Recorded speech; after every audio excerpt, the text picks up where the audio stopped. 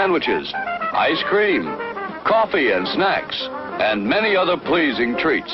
Our foods are fresh and tasty, our drinks satisfying and refreshing. They're so good.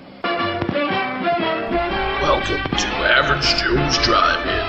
And now, on with the show. A building gets torched. All that is left is ashes. I used to think that was true about everything. Families, friends, feelings. But now I know that sometimes, if love proves real, two people who are meant to be together, nothing can keep them apart. You complete me.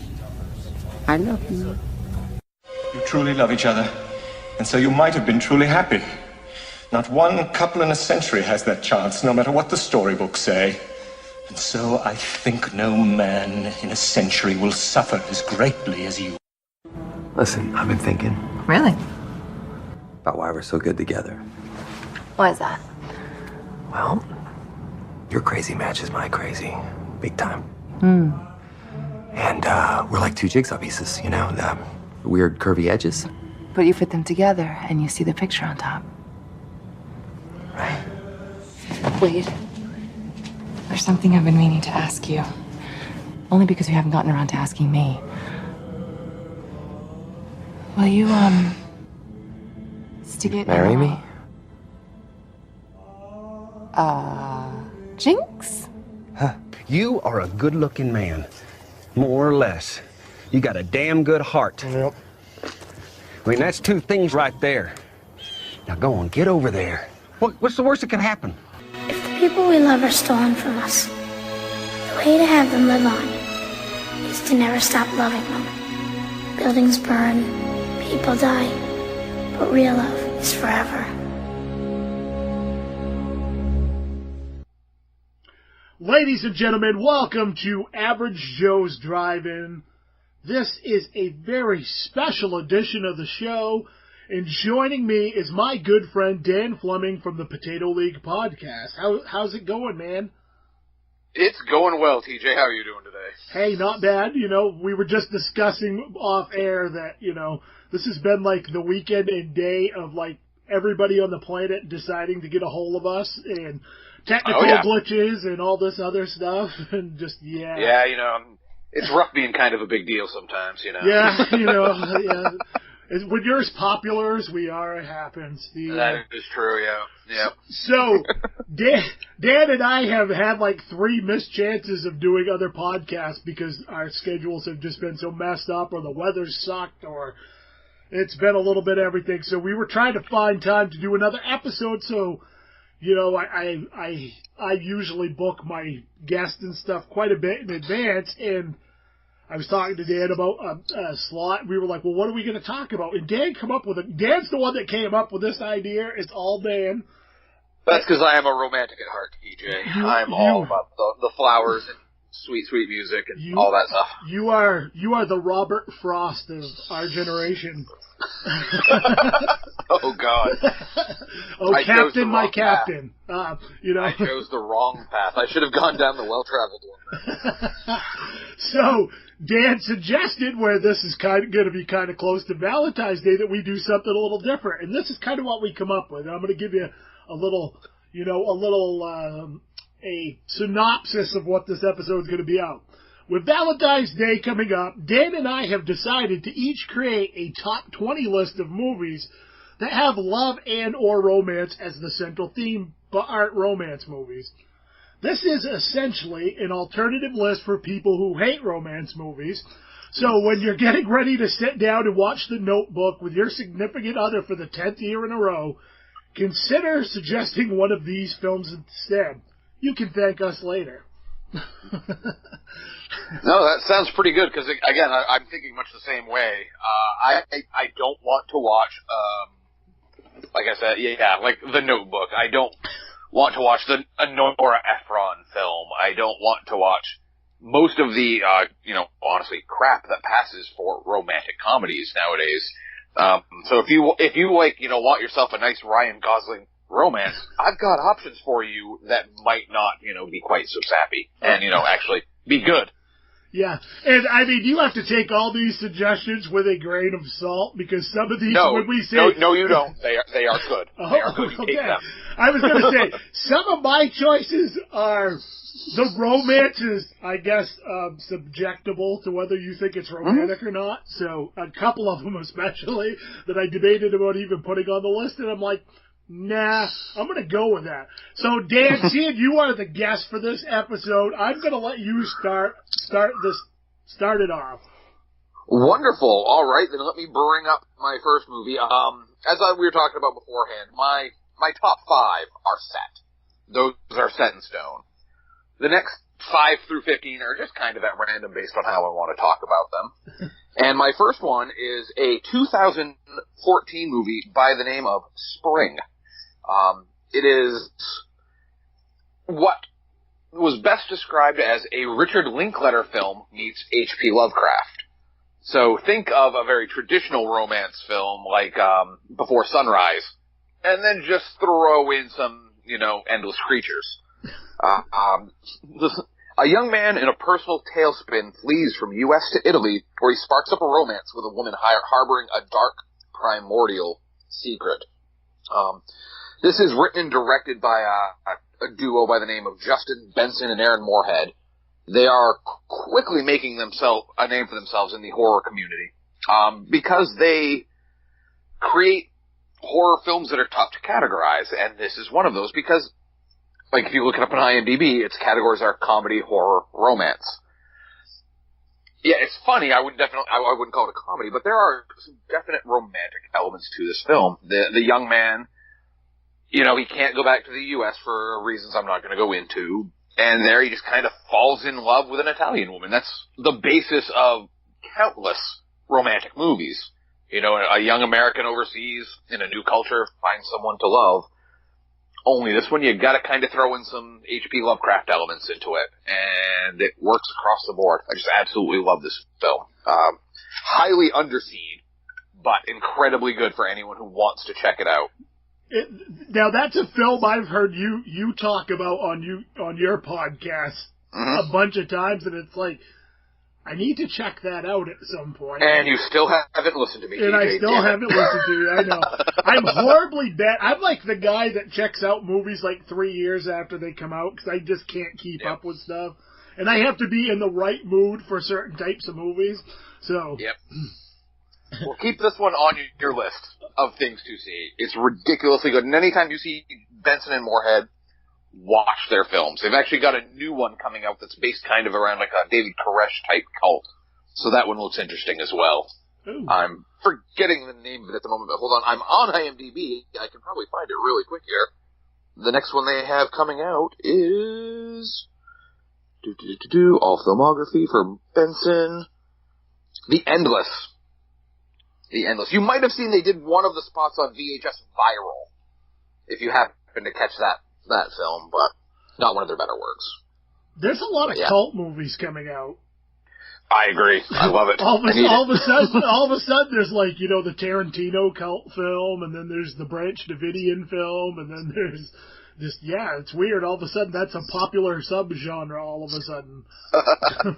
I'm going to credit it all to Moorhead and Benson. We'll give it to them, sure. All right, what you got for me? All right, so first up at number 20 on my list is a film from 1986, and that is Night of the Creeps. Love it. Alien brain parasites entering humans through the mouth turn their host into killing zombies. Some teenagers start to fight against them. Now you're wondering, what the hell is the romance in this film about alien parasites? Well, let me tell you, the whole story is based around the main characters, trying to woo the girl of his dreams, more or less, and he is, you go through the whole thing, and I always thought of this movie as like the anti-Breakfast Club, Pretty in Pink, sort of film, because it was just that, it was basically a horror movie set around the friggin', boy, I'm having a brain cramp about the guy that did all those movies' names. You know who I'm talking about? Yeah, John Hughes. John Hughes, yes. This was basically like the anti-love letter to John Hughes films, mixed with like old school sci-fi horror. So there is plenty of romance, him trying to woo the thing. There's a particular scene with the big dance dates coming to pick up their dates for the dance that's quite effective, and one of my favorite scenes in that film. And it was done by Fred Decker, the same guy that did the Monster Squad. So hell yeah. And you know what's funny is, not to get off this real quick, but I see Fred Decker is actually doing some film stuff again, so that's kind of cool. Yeah, he's partnering back up with one of his buddies back in the day was Shane Black of, Lethal Weapon fame, was actually in Predator, is working on the new Predator film. Kiss Kiss Bang Bang, the nice guys. They've always been friends, and they've worked on a couple of things together, so it's nice to see Fred Decker getting back out and about. Yeah. Because, I love them. The Monster Squad is like the Goonies for horror nerds. Yeah, I love that movie. Absolutely. That was like one of my first horror movies before I really knew what horror movies were, And so Fred Decker, there was actually a movie of Shane Black's I just watched not too long ago, and I see Fred Decker's names in the credits on it. So it was something fairly recent, I believe. Mm-hmm.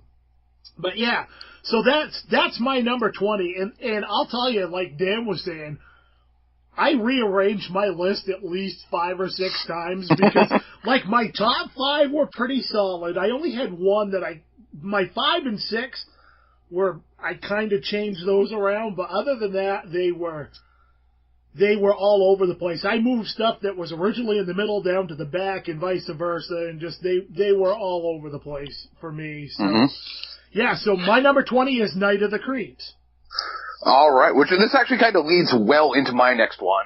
My number, again, just randomly, because it would probably be higher on the list, but I just recently watched it. Guillermo del Toro's The Shape of Water. Oh, so we're going from this. So we're going from a guy who created the Monster Squad, had a love of Universal horror movies, to a grown man who has a love of Universal horror movies. Shape of Water's plot is really pretty simple. At a top-secret research facility in the 1960s, a lonely janitor forms a unique relationship with an amphibious creature that is being held in captivity. Guillermo loves his monsters, and this is obviously like his kind of creature from the Black Lagoon. Makes me really wish he'd been able to do a creature from the Black Lagoon, but this is essentially it for all intents and purposes. If you've been paying attention to any of the Academy Awards stuff going on this year, people are loving the shit out of this film, and with good reason. It's incredibly acted. We've got Sally Hawkins, Octavia Spencer, Doug Jones as the Amphibian Man, which, to anyone who's seen the trailer, looks an awful lot like Abe Sapien from Hellboy, another film that Guillermo did, but it's still different enough. There are people who bitch about it. I don't care. Put Doug Jones in whatever Amphibian Man costume you want. Doug Jones is the poor man's Andy Serkis. Except he's awesome. Well, no, I'm not saying anything bad. Doug Jones is the shit, but yeah. Yeah. Who else? We got Richard Jenkins in this, and for me, the always underrated Michael Shannon. That dude is just creepy and draws attention whenever he's on screen. He's perfect as a villain. A lot of people will be saying this is Guillermo del Toro's best film. I'm going to call them wrong. It's still Pan's Labyrinth. But this film was really, really good. And for anyone who's even doubting, there are a lot of romantic overtones in this film, and there is straight up sea monster sex. Oh. Like, there just is. So that romance goes somewhere. Bow chicka wow wow, Yeah. It does not shy away from the sexuality in this film, which I think only a filmmaker of, like, Del Toro's stature probably would have been brave enough to even attempt. Because as soon as you hear sea monster sex, you're like, whoa, okay. But it works. It works in this film. That instantly makes me think back to, like, the original Evil Dead in the tree rape scene. For some reason. Only this one, it's all sweet and consensual. Yeah. Well, that's good, yeah. Yeah. They've been paying attention to the Me Too movement. It's consensual. This has been a film You know, Shape of Water is a film I've been dying to see, and unfortunately, it didn't play anywhere near us. It was all, you know. It actually just opened up in Orno this weekend. It did, really. It's at Spotlight now. It just opened up. I think I know what I might be doing tomorrow after work then. There you go. Yeah, use that to your advantage. With Bangor Cinema 10 having to close down like 5 or 6 of their screens for renovation, like Spotlight has started picking up some stuff that is kind of making them better right now. Yeah, and that's cool. I really wish they would have like a weekend once in a while that they would play, you know, like independent or maybe not as wide a release films, or we had a smaller theater, like, you know. I think they might be going to that model for at least a screen or two, honestly. That would be killer, even if they just had one screen that was dedicated, you know, saying, all right, this weekend we're going to play this film and this film. And yeah. Yeah, because I saw Shape of Water at Railroad Square Cinema, because that's their bread and butter. They play the independent films. Yeah. I pretty much only ever go to Railroad Square in the winter, because that's when they're playing the Academy Award films that no one else is playing. Because I wanted to see 3 Billboards, too, because that movie looks absolutely ridiculous and awesome. It's my favorite movie of the year. Wow. Honestly. Absolute favorite movie of the year. So, and you know, those don't play around here. You have to travel. So unless you're down that way. But, so my next film on my list, coming in at number 19, is a comedy, and that is A Million Ways to Die in the West from 2014. I would not have put that on my list. I have never seen that. So. As a cowardly farmer begins to fall for the mysterious new woman in town, he must put his newfound courage to the test when her husband, a notorious gunslinger, announces his arrival.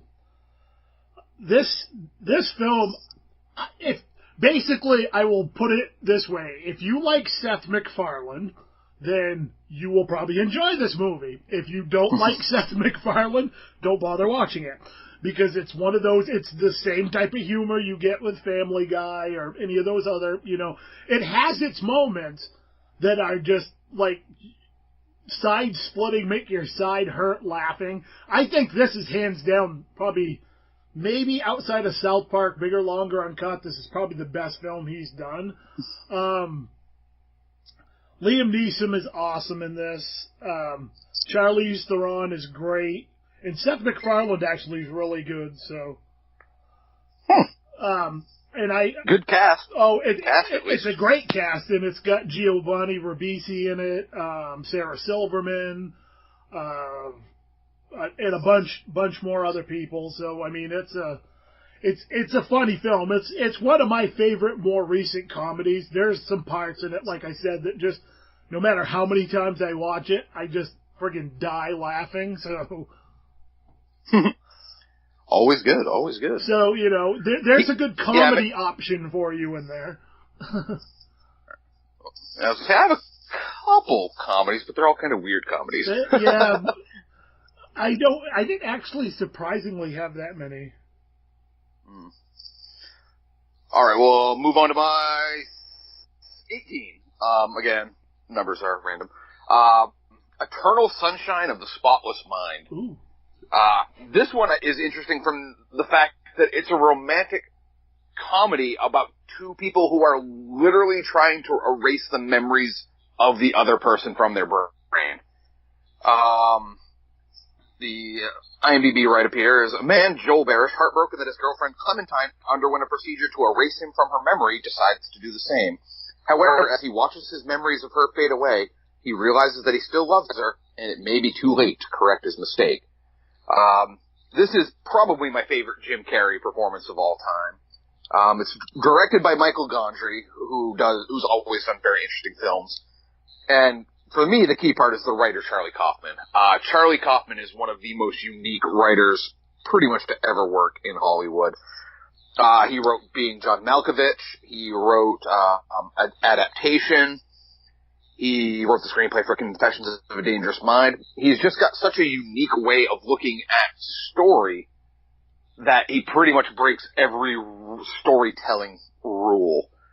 There are no real 3-act structures with his work because often they seem structureless, and this is one of them. Because you're basically in Jim Carrey's mind as his entire relationship is disappearing. And he's fighting against it. And there's a few more twists and turns in this film. It's Mark Ruffalo's in it, Elijah Wood is in it, Kate Winslet. Hey, it's got a great cast. Jeez, I forgot Kirsten Dunst, David Cross. Wow, that is a stacked lineup. Yeah, it's got fantastic people in it, and it's just one of those movies that when the final scene happens, you're just left fucking devastated by it. Always a great way to watch. That's a great romantic movie to watch with your other because you feel really bad. Well, it's one of those things where you might not necessarily just feel very bad, but you're just like, fuck, maybe I've been picking all the wrong. You will literally look at every fight if you're in a relationship, you will look at every fight you've had with that person and gone, what the fuck were we even doing there? Right. Was that fight worth it? Like, holy shit, when you see, these memories played back and he realizes, his own culpability in a lot of the romantic mistakes, it just starts to kind of hit you like, shit, man. No, maybe they should be together and it might be too late. Oh, fuck. It's just a visually dynamic film. It's brilliant. It's weird. Can't recommend it enough. One of my favorite movies. Awesome. Number 18 on my list is another comedy, and that is 2005's The 40-Year-Old Virgin. Oh, good one. Good choice.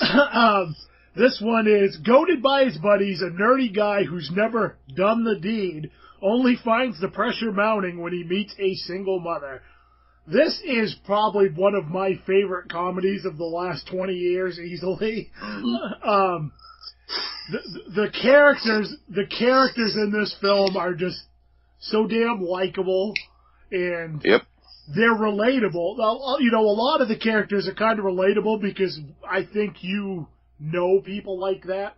Whether it be Seth Rogen's character, or Paul Rudd's character, or Steve Carell's character for that matter. We all know those people, so it's kind of it was kind of interesting the way they went about it. And I don't often say this about kind of raunchy comedies, but I thought this film had a lot of heart. Without it. That's what really sets it apart from other comedies at that time was, it's got those, the lines of dialogue between Seth Rogen and Paul Rudd, which are just, horrendously funny. But when it all comes down to it, what starts out as, they're just going to get their buddy laid, turns into kind of it really bonds their friendships together. And his relationship with Catherine Keener felt so real. I mean, that was, like, authentic, like, especially as someone who has an action figure collection, Yeah. I won't lie, that type of stuff comes up. One of the stories I once told on my podcast that our buddy Ryan loved was, there was one point where I was dating a girl. We'd had 2 or 3 dates and it had been going pretty well. And she stopped over to my apartment once and was like, no. I think we're better off as friends. And I get it, because, I've got some nerdy shit up in my apartment.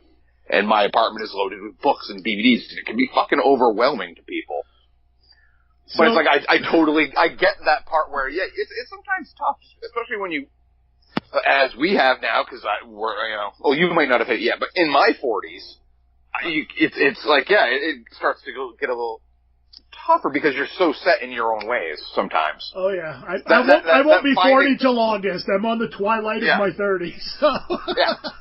But when, especially once you're in your 40s and you're set in your own ways, you realize, like, okay, I'm probably not going to change for a person at this time. And if I do, maybe it's and that's one of the things with Carell, where his character did change, but they were good changes. They weren't necessarily, he wasn't forced to make these changes. He decided, okay, maybe it's time to move past some of this stuff in order to do this. But he didn't give up totally on being who he was. Well, I mean, I think most people have probably seen this film at this point, so we're going to do a little spoiler here real quick. That whole scene where she's trying to, boy, you could get a lot of money for this stuff on eBay, and he's all for it, and the more he thinks about it, he kind of gets that little bit of a resentment towards her, like, she's trying to make me somebody that I'm not, and, you know, basically, F this bitch. I'm not gonna change. And there's a whole big thing about that, but I think the undertone of that whole thing is, like,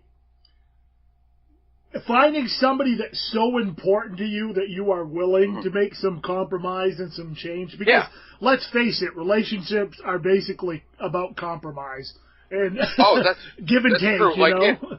If I pulled out everything in my toy and comic book closet, dude, I would be alone the rest of my life, I have no doubt. This is where we start nerdsonly.com, though, Dan. Yeah, no, there are very few people in this world who would be like, oh man, you have all of the original bounty hunters from Empire Strikes Back, and would find that sexy. I know a few girls that might, you know. Yeah, they are out there. But again, then the ones that like that might look at my horror movie collection and go, is this dude a fucking serial killer? You know? As long as they could look at and then they could look at my bookshelf and just go, this dude just does nothing but read. You know, as we get later in life, you know, all these different facets that have become us are easy to pick apart and judge. Oh, exactly. And not be taken as a whole. And I think this movie really does such a great job of addressing that. And sometimes, like with Catherine Keener, it wasn't so much that she wanted him to change. It was just like, I mean, this is a woman who, her job is running an eBay store, essentially. You know, but not like, she has a retail store, but no one can buy anything in it, which is like a hilarious scene with Jonah Hill when he wants to buy some boots. But I just want to buy these boots, you know? Yeah. Yeah. So it's not like her life choices have been all that great either. So it's really about, you know, just accepting who they each are and kind of looking past things that they might have judged on previously. I love that fucking movie. I'm kind of pissed I didn't put it on my list. And I think the most important lesson to learn out of this is make sure you hide your copy of Boner Jams 2000 in a place where it's not going to be found. Yeah. So yeah, that's pretty much all I had on that.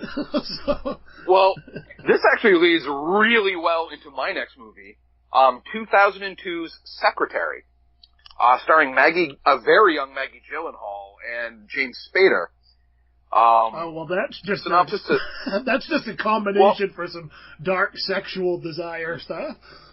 Yeah, and it's a young woman recently released from a mental hospital gets a job as a secretary to a demanding lawyer, where their employee-employee relationship turns into a sexual sadomasochistic one. And usually when people hear, like, you know, BDSM shit, they automatically think it's like dark. You know, it's like, oh, these are people who want to hurt people. And in this one, it's like, no, that's just, these are two people with some definitely distinctive kinks that just kind of happen to work together. Both, like, you know, actually they do work together, but then their, you know, idiosyncrasies work together as well. Their weirdness matches. You know, so you've got one who's she's really been into hurting herself her entire life, and it's been damaging.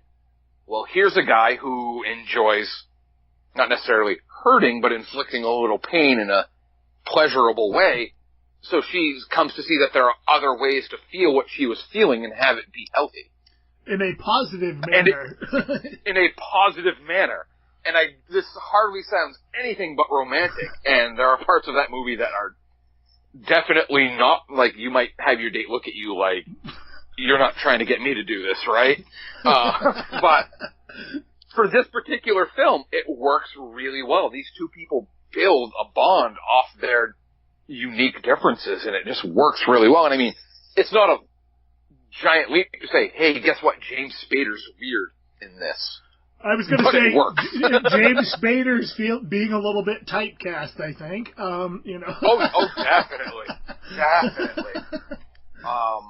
But and Maggie Gyllenhaal she's always been an underrated actress for me. So for her, this was perfect. I thought this film was the perfect, you know, breakaway hit for her, even though it didn't necessarily break away. You know, I've never even heard of this film before, so it's kind of interesting that you brought it up. I love it. absolutely love this film. I haven't seen it probably since 2003 when it came out on video, but it's got a good cast. It's got a bunch of character actors that you're like, okay, I know who that is. Like Stephen McHattie. That guy from Stephen McHattie, Jeremy Davies, Leslie Ann Warren, a bunch of people you're like, okay, I don't remember where I know them from, but I've liked them in everything they've been in. Just one of those little tiny, offbeat films that, if I hadn't been working at a video store when this came out, probably would have never heard of it. Yeah. But I just happened to be at that time. So, check out Secretary if you feel like watching, Maggie Gyllenhaal get spanked while holding a carrot in her mouth. Okay, that sold it for me. There you go. Yeah. Number 17 on my list is a classic, and I think a lot of people are kind of divisive on this film. I know I've liked it less as the film has gotten older, but I still enjoy it. And that's 1992's Dracula. Oh, yeah. Yep.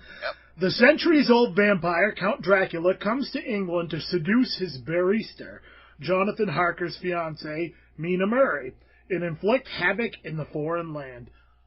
I don't think there needs to be a lot of explaining about what Dracula's about if you don't know what the film is about, or the book, or Dracula in general.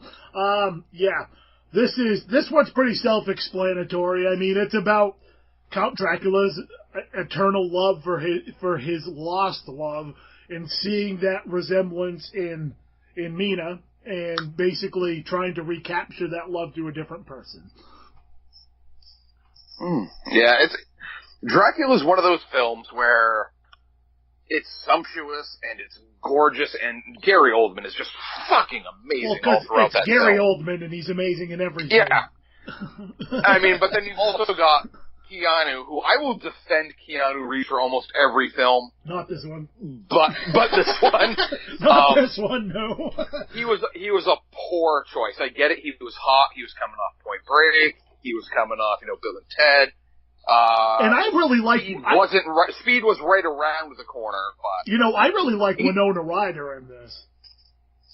And again, she's another one that you kind of have to defend a little bit. She's okay for me. I think she's better in other stuff.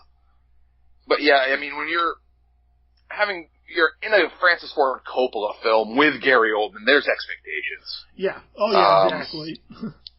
But I do love that film. I've got it. I've seen it a million times. One thing that I love about this film, and it doesn't even have so much to do with the story, is the color palette they use, that kind of dreary, dark color palette, because I think it captures the essence of England in that time period, especially. Or, or the hills of the Carpathian Mountains, and, that whole thing.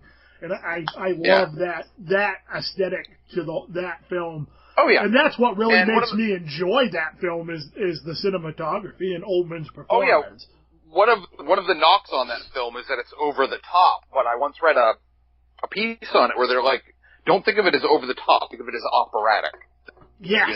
Operas are particularly, it's very grandiose. Over the top. It's very grandiose. And this film follows that. Oh, yeah. Which I think makes it work. I'll defend that film night and day. I love that movie. It's one of those movies I probably watch about every 4 or 5 years. I get in the mood to watch it, and I'll throw it in, and it's like, I still enjoy this, but, it's not one of those ones. Oh, yeah. It's not one of those, like, man, I am in the movie for something slow-moving and drab-looking and kind of, Yeah, but I mean, it's also Coppola's telling a story that everyone already knows, so he had to make it his own somehow. Absolutely. There are literally 1,000 Dracula films out there. Yeah. So if you're gonna do the Dracula story, do something that makes it yours, and I think Coppola did. Oh, very much so. And it's very much a Coppola film when you watch it. Mm-hmm. Yeah. So, yeah, that's all I got with that one. All right, well, we're going to go from grandiose to small, and also I just noticed another 2002 film. So 2002 was the year for weird movies, all that post-millennial angst, apparently. And this is Paul Thomas Anderson's Punch Drunk Love. Ooh, good film. A psychologically troubled novelty supplier is nudged towards a romance with an Englishwoman, all the while being extorted by a phone sex line run by a crooked match salesman, all while purchasing stunning amounts of pudding. That's a hell of a write-up. This is the film known for, like, being Adam Sandler's first serious film. And fuck if he doesn't nail it. I think he's phenomenal in this. It was an interesting departure for Paul Thomas Anderson coming off of Boogie Nights and Magnolia, which were just two huge, sprawling cast films, each over 2 hours long.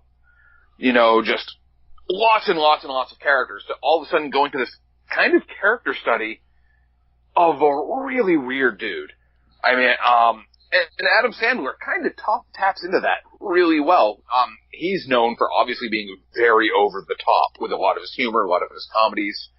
And here he plays everything very tightly wound, close to the vest, and I think that works to the benefit of the film. It's, you know, a quick 90-minute film. And it's often one that is forgotten amongst Paul Thomas Anderson films. I have not seen that since it first came out. I've only watched the film once. It's honestly, like, it's one of those films, like, I don't remember a whole lot about it. I remember I enjoyed it, but I remember, the only thing I really remember is I thought it was kind of quirky in that Paul Thomas Anderson sort of way, you know? But outside of that, and I remember, I thought Sandler was pretty good in it, because it was really, it kind of caught me off guard, because I wasn't expecting that from him. No, and that's the thing. A lot of people hated this film. I remember because I worked at the video store, and people returned it very angry at me because they were expecting Happy Gilmore. They wanted that goofball Adam Sandler, and then they're just like, "What is this film where he just fucking does nothing but buy pudding and can't flirt with Emily Watson, and Philip Seymour Hoffman is just fucking, you know, owning him every time they talk." So I forgot Philip Seymour Hoffman was in that. Oh yeah, it's got both Philip Seymour Hoffman and Luis Guzman, who were pretty much for the while in every Paul Thomas Anderson film. And that's why this gets forgotten, because he did Boogie Nights, he did Magnolia, he did There Will Be Blood, The Master, this year's Phantom Thread. He's probably, in my opinion, the best director working today as far as making just unbelievably solid, complete films. So people forget this quirky little film that he did back, you know, right after 2000. And I think I purposely make myself rewatch this every once in a while, because I'll get it on a Paul Thomas Anderson kick. And when I do that, I almost always want to go to rewatch Boogie Nights or Magnolia or There Will Be Blood. And then I'll be like, no, fuck, watch Punk Rock Club, stupid. You need to watch Punk Rock Club again. So this is the Jackie Brown of Paul Thomas Anderson movies. Which, oddly enough, that's my favorite fucking Tarantino film. But that's the one, when you talk Tarantino films, that's the one everybody forgets about, is Jackie Brown. Yep, everybody forgets that one, and it's my favorite one. And that's, again, Tarantino's another one where every film he's done is magnificent. So it's easy to forget that one little weird one, you know, that he did. I picked it up not too long ago, because I sadly didn't have most of his films in my collection anymore. Mm-hmm. So I repurchased them, and I've got to sit down. Like, I'm planning on having a Tarantino-a-thon and watching all of the Tarantino films. That'll be a couple days, because those are all long. Well, yeah, I mean, I can only handle like one or two of his movies at a time, because they're just too damn long, but my attention span is awful. So. Now I'm actually pissed I didn't put Jackie Brown on this list, because that's a very unique romantic film. Because the romance is between two, essentially, senior citizens. Not in, like, the Hume Cronin, Jessica Tandy Cocoon sort of way. I was just going to say, that's like, another Cocoon. one I could have included. That's one I could have put on, too. But, you know, it's two people in their late 50s, probably early 60s. And that's not usually your typically romantic fair film. Yeah. Especially when one of them, you know, is a bail bondsman and the other is a criminal. But their relationship over that film builds incredibly well, so that like when he's shopping for a tape to play in his car after he heard her talk about it.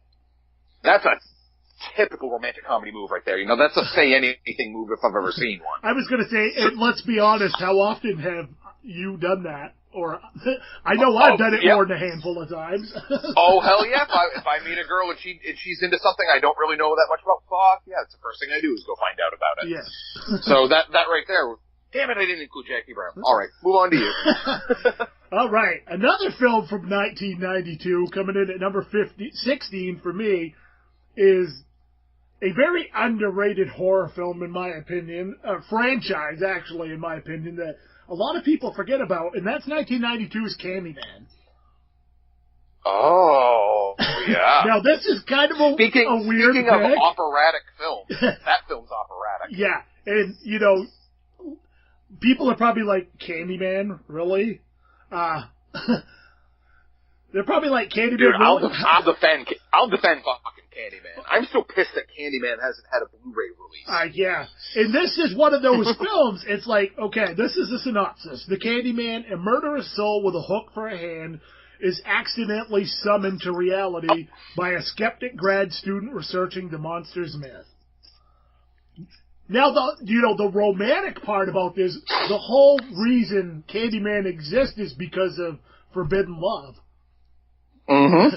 You know, he, as an African-American male, had relations with one of the white slave owners' children and daughters, and didn't go over so well.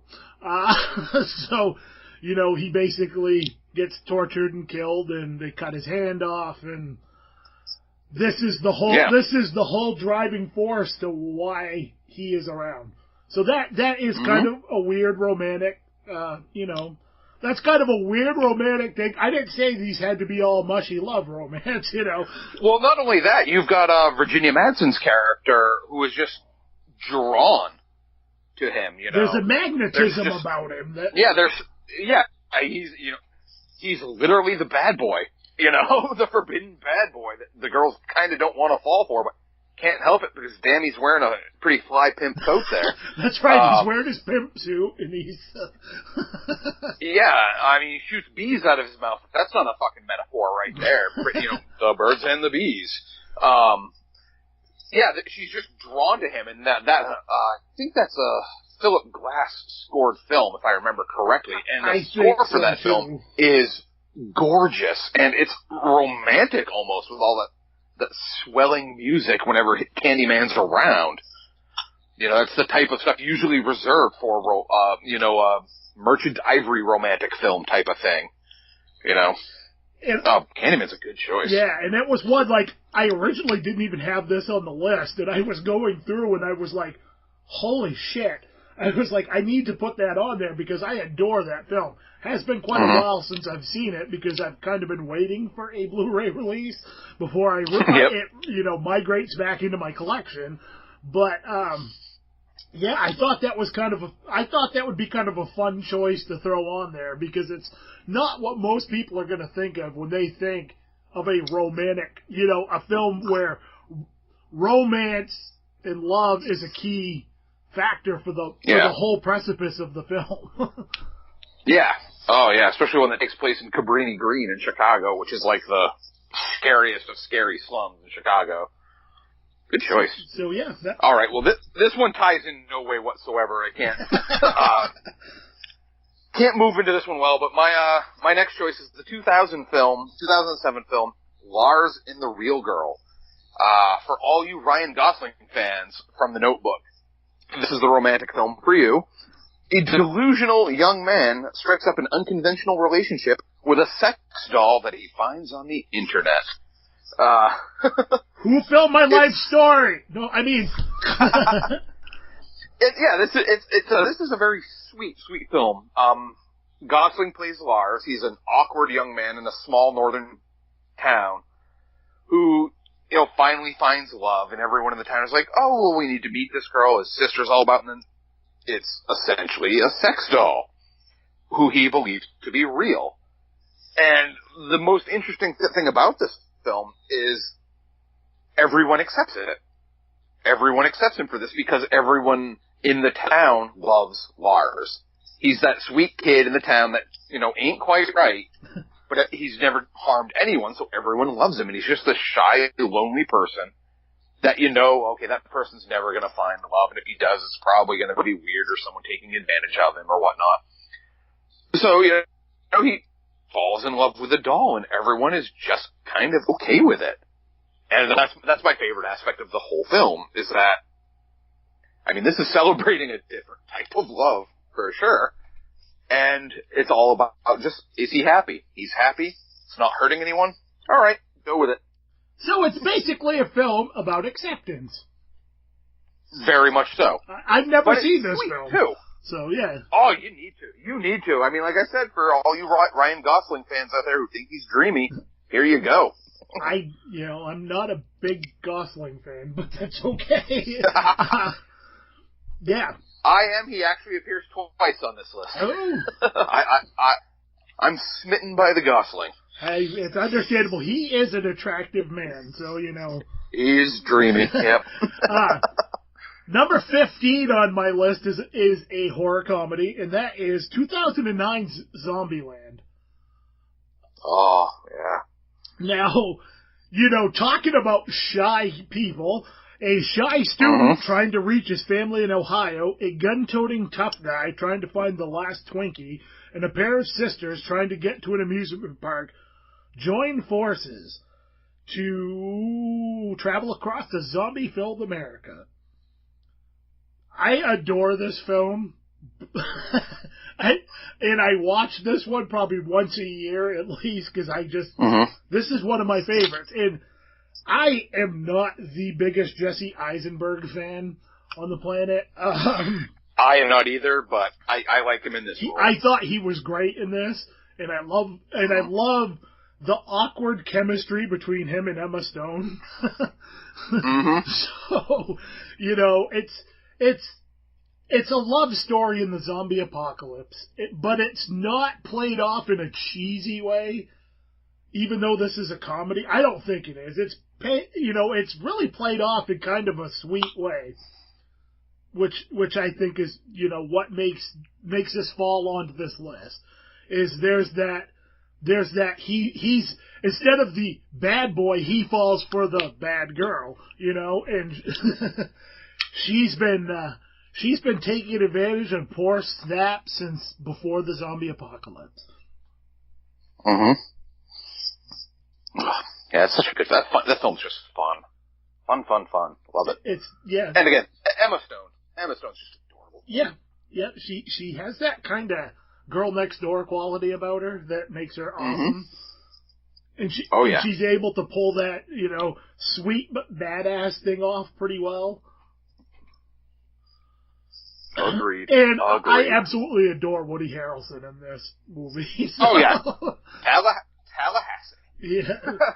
It's one of those things where I keep waiting for the damn sequel. I want a sequel to that so bad. That we have been hearing about for how many years now? Yeah. I mean, Amazon tried to make a TV show out of it. The pilot was not good. And I mean, it didn't have the same people, so it wasn't going to happen. I don't think this film franchise would work unless it's basically the same cast back together.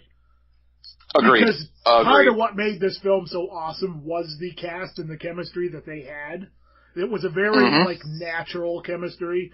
It didn't seem forced. Oh, yeah. It seemed like, they were enjoying themselves, and it just played off really well.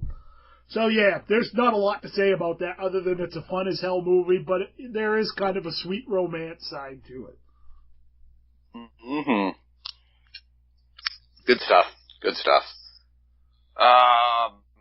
Moving on to mine, which I'm trying to segue to when I can't once again. 2006's Wrist Cutters, a love story. It's right there in the story, man. It's a love story. Despondent over his breakup with Desiree, Zaya slashes his wrists and goes to an afterlife populated by suicides, a high desert landscape dotted by old tires, burned out cars, and abandoned sofas. He gets a job in a pizza joint. By chance, Zaya learns that Desiree offed herself a few months after he did, and she's looking for him. He sets off with Eugene, an electrocuted Russian rock star, to find her, and they pick up a hitchhiker, Mikhail, who's looking for the people in charge, believing she's there by mistake. They're soon at the camp of Neller, where casual miracles proliferate. They hear rumors of a miraculous king. Can Zaya find Desiree? Then what? Where there's death, there's hope. This is, again, just another one of those weird, offbeat films, populated by a whole bunch of people that you're like, oh yeah, I recognize that person. It stars Patrick Fugit, from most people know from The Young Kid and Almost Famous. Shannon Sothomon, who's been in a bunch of stuff. Shea Wiggum, Mark Boone Jr., I like Mark Boone Jr. I do too. John Hawkes, Will Arnett, Nick Offerman, and my favorite person, Tom Waits. Oh, is in it. Awesome. So when Tom Waits is in a movie, it's fucking gonna be weird. One of my favorite parts of Mystery Men. Yeah, and this whole movie is just weird and offbeat, and it's a modern day's Dante Inferno. This kid who killed himself is searching through the afterlife, trying to find the woman he loves to be with her again, and it's just offbeat. The director, Goran Duric, he's Croatian. Not that really has much to do with anything, but he really hasn't done much since then, and that's kind of sad. He's made a couple movies, none of which I've seen. I have never even heard of this film. Oh, I know it's free because I can see it right now. It's free on Amazon Prime. Oh, sweet. Yep. Well worth it. It's one of those that people either love it or hate it, because it's not typical, that is for sure. But highly, highly recommended. I just adore it. Awesome. So far, this is good, because we have quite a variety of films going on here. So... Yes, no overlap yet. No overlap yet. I think when we get to our top, probably 6 or 7, I think we might start having some overlap, but... Quite possibly. Up next for me is my favorite Seth Rogen film, and that is 2008's Zack and Miri Make a Porno. Oh, I would have known. I was expecting you to go somewhere else with that. I was expecting you to go to another Judd Apatow production. Oh, no, I'm pretty sure I know which one you're talking about, too. But, yeah, no, Zack and Miri Make a Porno is... I absolutely adore this movie. It's one of those comedies that it's raunchy and funny, but it has a lot of heart. And Justin Long's character in this film absolutely kills me. As the gay porn star, and Miri's high school love is dating him. Oh my god, that whole thing just kills me.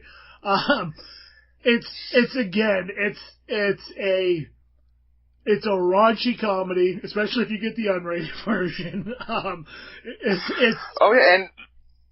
it's often that is often one of Kevin Smith's forgotten films as well. People forget that's a Kevin Smith film. Yeah, you think honestly with the cast of this film, you would almost instantly think it's a Judd Apatow film because it has a lot of the same players. Yeah.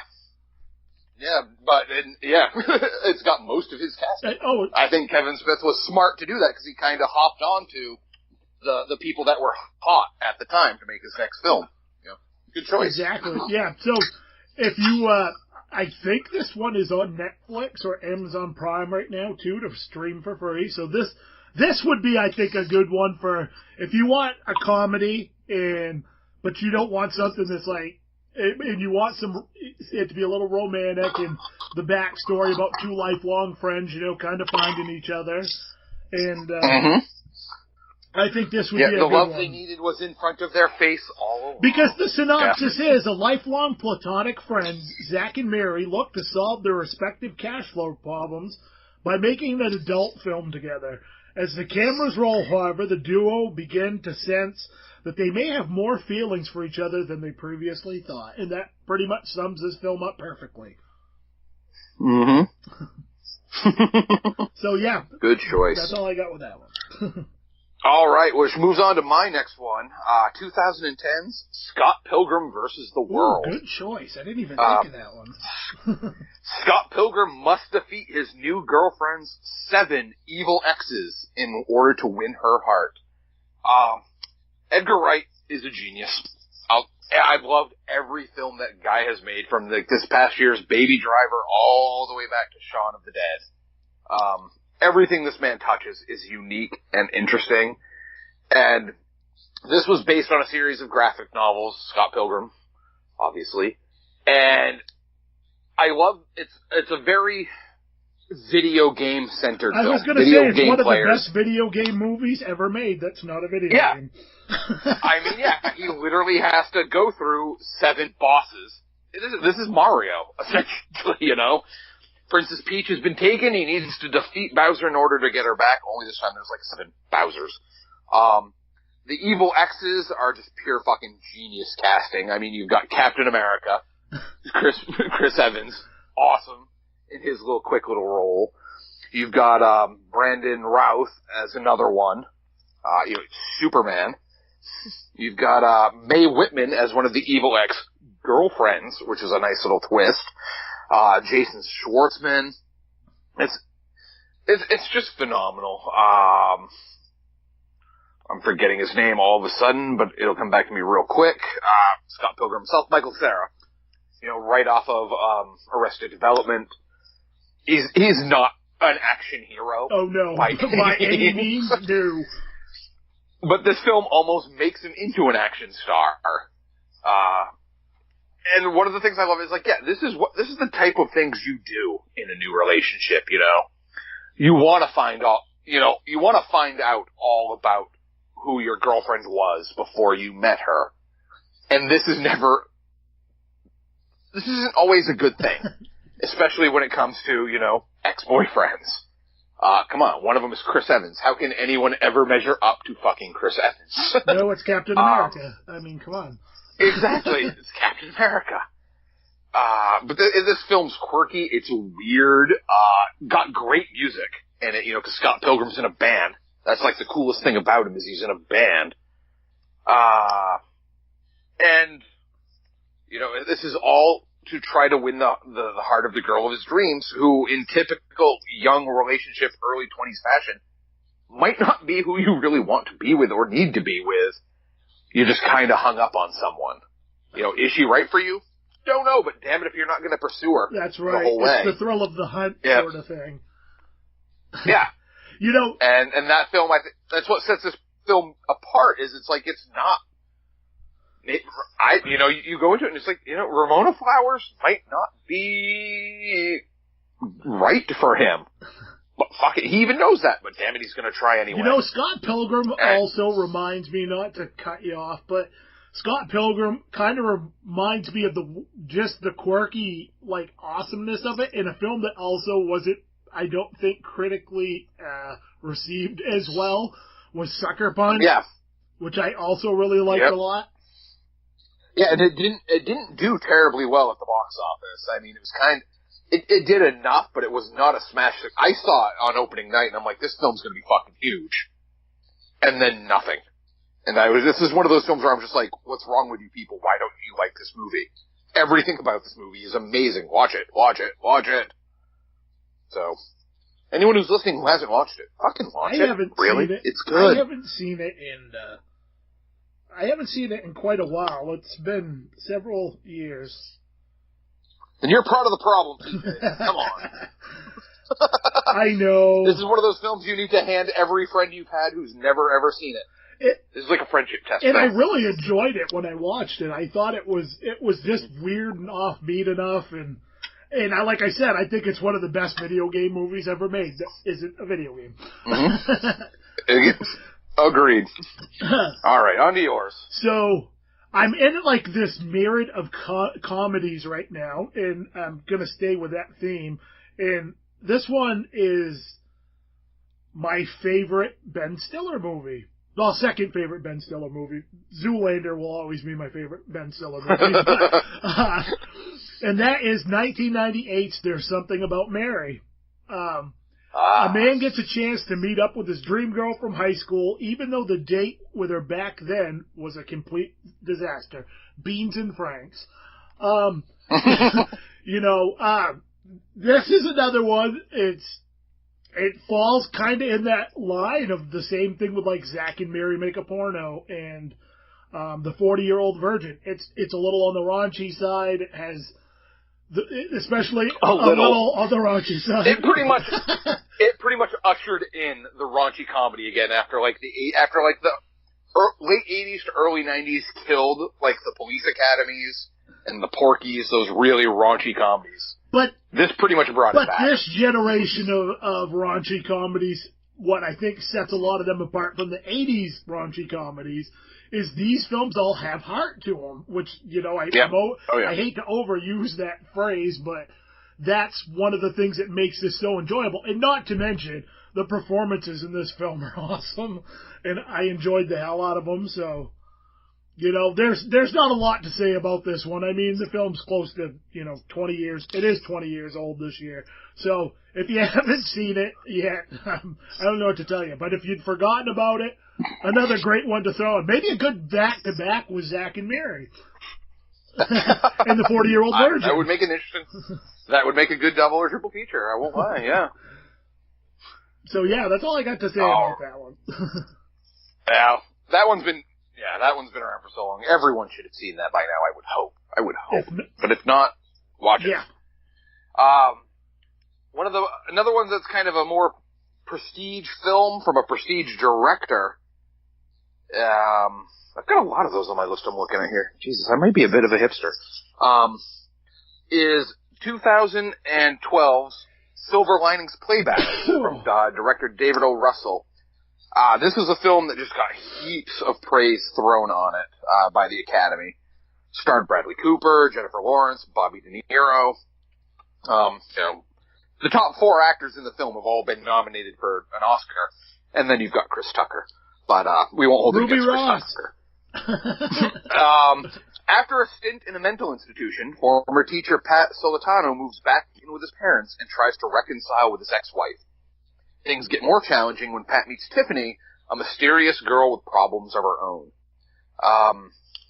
This kind of hits that romantic movie sweet spot where you've got a guy who's still kind of in love with an ex and meets that girl who kind of woos him, who's gonna move his life on from what he's been hung up on for so long. Only in this film, you've got to give, at least one of the main characters a severe mental illness. Most likely Bradley Cooper is schizophrenic in this film. And it plays with that masterfully. It's so authentic. The rage issues, the missing time aspects of it, where you almost become someone who you're not. You're different. And the havoc that can play on just even your relationships with your family, with his parents. Hey, I think Bradley Cooper's a Philadelphia Eagles fan in that. Go Eagles. Well, he's an Eagles fan in real life as well, but I'm pretty sure he wears an Eagles jersey at some point. Sure, rub it in there. Rub it in. Sorry, I was rooting for the Eagles too. You Patriot fans have won fucking enough. I'm a Dolphins fan. I'm against you guys most of the time. So, you guys have won way too much. My Dolphins will never win another division championship while Brady's playing. I've kind of come to accept that. But this film really plays up sometimes what you need to move on is to meet someone who's, I don't want to say damaged, but I'm going to, whose damage kind of matches your own. Jennifer Lawrence's character is not, a fucking Disney princess. She's got her own issues, and it's just their issues work kind of well together. They're accepting of each other's faults because they've each got those same faults. So they're more understanding with each other. Whereas someone else might look at Bradley Cooper's behaviors in the movie and just go, no fucking way am I getting involved in a relationship with that guy. I don't care if he looks like Bradley Cooper. Whereas Jennifer Lawrence is like, nope, I understand that. I get that. He's gonna get me. And it doesn't matter that she also looks like Jennifer Lawrence. Well, yeah, that would help. Yeah, that certainly will help you overlook a lot of faults. But these two characters, they get each other. They understand each other. And for me, that's what made it the most romantic thing of all, is they're so damaged, but they get each other, and they know, okay, if I'm going to be with you and you're going to be with me, it's going to be fucking crazy. It's going to be hectic. There are going to be times where we drive each other insane, but let's do it anyway. So I like that. Yeah. Silver Linings Playbook by David O. Russell. Cool. Yeah, that's another one. You definitely dive more into the indie quirky films than me, so that's one I've... Years of working at a video store, man. Yeah. Made me a home nerd. Now, the next one on my list is the one that I debated probably the most about putting on here. It's probably the biggest stretch as far as a romantic movie, but I'm gonna explain why I put this on there, and that is 1999's Fight Club. An insomniac office worker looking for a way to change his life crosses paths with a devil-may-care soap maker, forming an underground fight club that evolves into something much, much more. Okay, you guys are thinking, dude, what are you smoking? Because this definitely is not a romantic movie, but it is, because Edward Norton's character, you know, he's dealing with his mental issues and his demons and trying to get through all this, you know, get through the humdrum of life and the mundane day-to-day routine he's in. And the reason I put this on here is because if it wasn't for Marlena, which is Helen Bonham Carter's character, she is the one, through her just insane, you know, mentality and her just quirkiness and weirdness, pulls him out of this whole situation that he's in and makes him realize. You know, I think if it wasn't for her character, he would have gone down an even darker path than the one he already goes down. Hey, I think this pairs up perfectly with Silver Linings Playbook. This is a unique double feature right here. Where mental illness plays a key role in the film. Mental illness and acceptance of that mental illness. Right. You know, not looking at it as a reason to shun someone. You know, there's more to them than their mental illness, and there's plenty still to love. Their mental illness complements each other, as we've said a few different times, you know, during this, and that's why I put this on here. And this, you know, it's a phenomenal movie, and it's just a phenomenal movie anyway. But that's kind of maybe an underappreciated or underthought of element of that film that maybe you wouldn't even think of when you're trying to think of, you know, romance movies for people who hate romance movies. So. No, I kind of want to watch those two films back to back now. Also, both adapted from novels, so they've got that in common as well. Ooh. Yeah, I love Chuck Palahniuk. That dude is so fucking subversive. He wrote, he is an openly gay man who wrote the most machismo book of, our generation. Pretty much, yeah. You know? I mean, you don't get much more macho and gung-ho than Fight Club. Yeah, and it satirizes that, but there are people out there who live almost by that type of bro code type of thing, not realizing that this book was written by a guy who was writing a satire. But it still works on both levels. It's definitely a parody of masculine male culture, for sure. Oh, yeah. But there are people who latch onto that, not realizing that it's a parody. You know? I mean, there were reports after that film came out of people starting up fight clubs everywhere and doing Project Mayhem type shit. And it's just like, no, dude, he was telling you the dangers of this. He's trying to warn you. Yeah. Yep. Yeah, no one ever thinks of David Fincher directing a romantic comedy, but, you know. Hey. This was comedic, it had romance. Yeah, exactly. My next film, Ryan Gosling film number 2, because I've kind of got a crush on this dude. For all those ladies out there who like themselves the strong silent type, I give you 2011's Drive. Oh. A mysterious Hollywood stuntman and mechanic moonlights as a getaway driver and finds himself in trouble when he falls for his neighbor. Ryan Gosling probably says about 20 words in this whole goddamn movie. My question is when are they going to pair? Ever talks. When are they going to pair Tom Hardy and Ryan Gosling up in a film? Because there'll be 40 lines between the two of them. I know, and I would love the shit out of that movie. While not necessarily a romantic film, there's a scene in an elevator where he and Carey Mulligan are in the elevator, and a guy gets in who's essentially there to murder them. And they're both the guy there to murder him and Ryan Gosling, they're both kind of playing it off like they both know why they're there, but they're not. And there's just this scene where he kind of reaches back and holds her hand for a brief moment and kind of puts her off into the corner before essentially fucking this dude up. And it's just a sweet little moment. And this film is full of little things like that. These little tiny gestures where he shows how he feels for her without ever, giving the traditional 2.5-minute monologue as to why he loves her. Right. That film does not have that. This film does not have that. But it's there. And you can see it. Gosling's amazing. Carey Mulligan is good. Supporting cast, you've got Bryan Cranston, Albert Brooks, Oscar Isaac, Christina Hendricks, Ron Perlman. Oh shit! I forgot all those people were. I've seen a few parts of this, but this is another one I've never actually seen the whole film. Yeah. Oscar Isaac is barely in the damn thing, because this was like before he became Oscar Isaac. But he's awesome in it. Directed by Nicholas Winding Refn, who is one of those directors who's kind of polarizing for people, because he often makes very pretty but very quiet films. Only God Forgives, The Neon Demon. But visually, this dude is a master. This film is gorgeous from beginning to end. And there's like really no. I'm trying to think how many times if Ryan Gosling and Carey Mulligan even kiss. It might be once or twice. So it's not like This is not one of those swooning romance films. It's like not overt. He is a man of action. Yeah, he is the strong silent type to a T.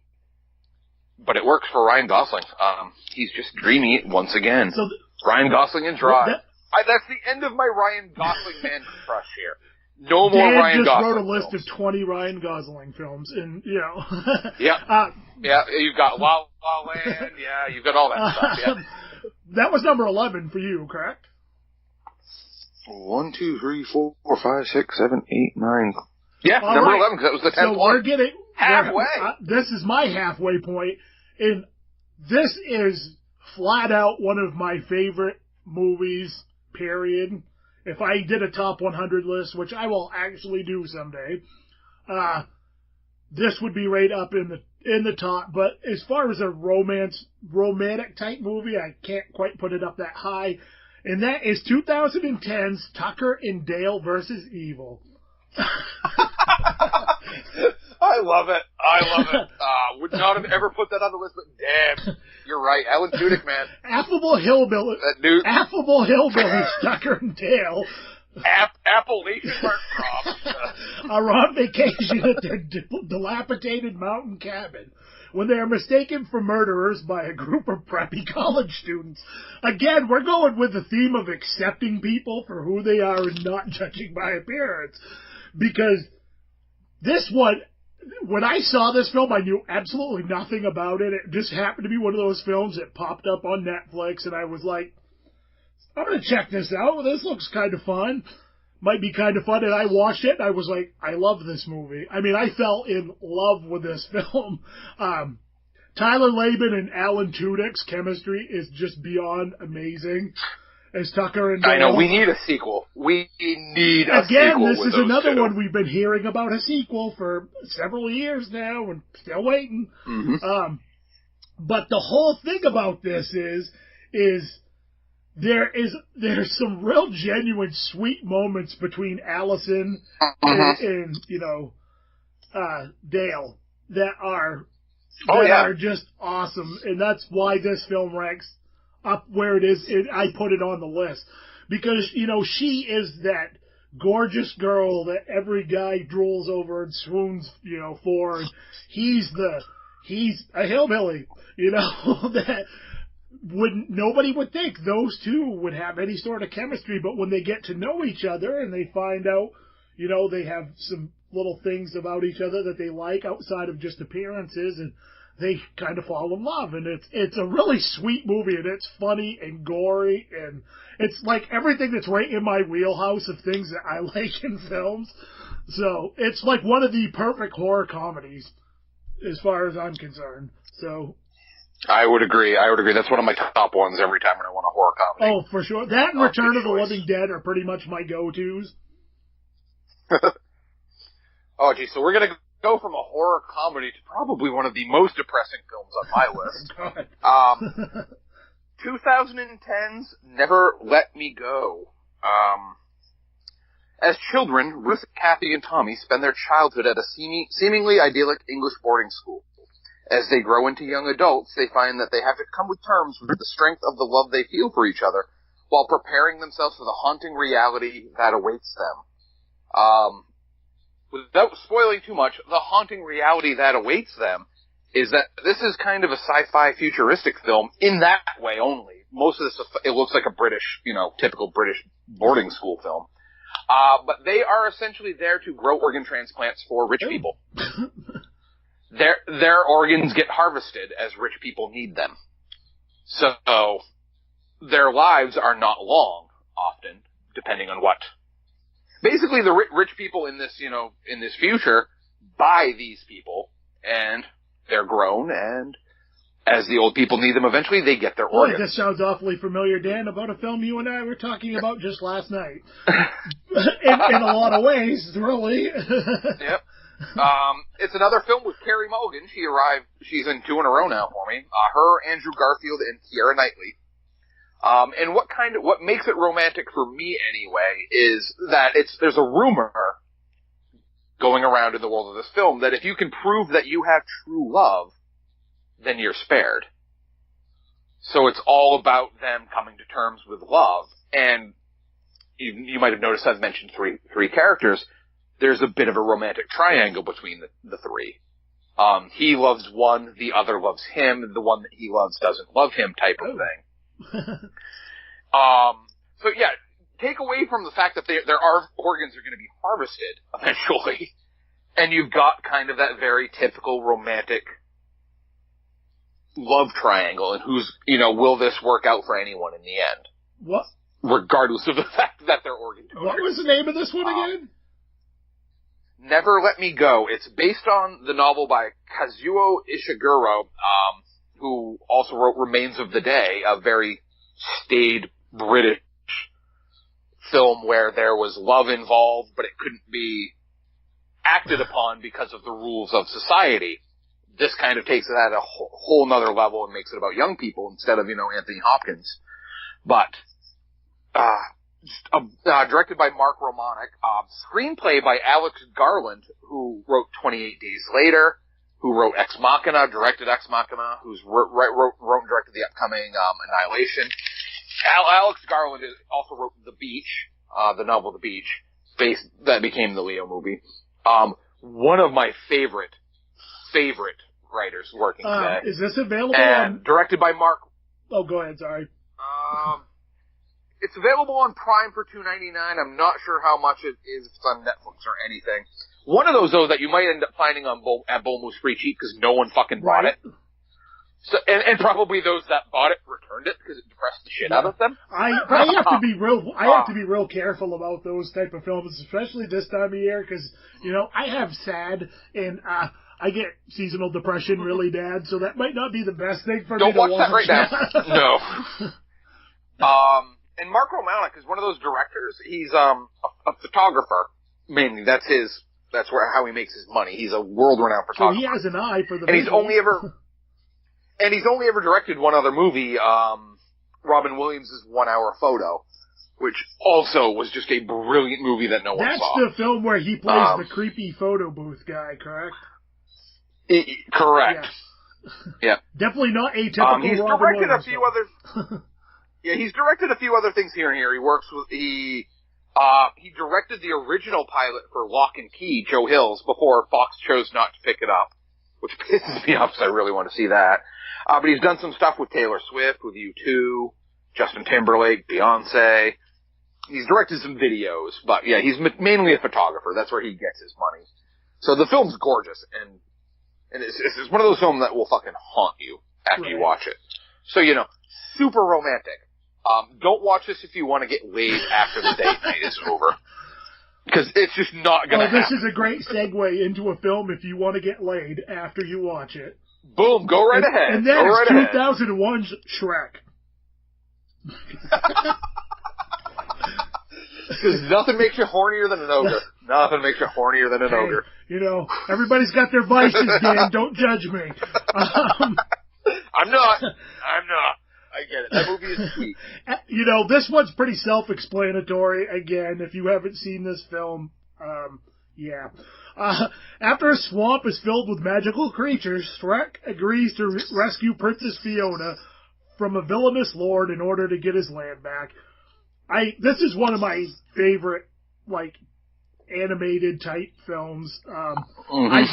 I was really surprised at how much I actually like this series as a whole. It's sweet and charming and funny, and it's just awesome. And you could actually watch this with your kids if you wanted to have a family Valentine's Day date. That's actually how I saw it. I got dragged to it by my kid, who was, at like 6 or 7 when that came out, and he wanted to watch it, so he took me to it.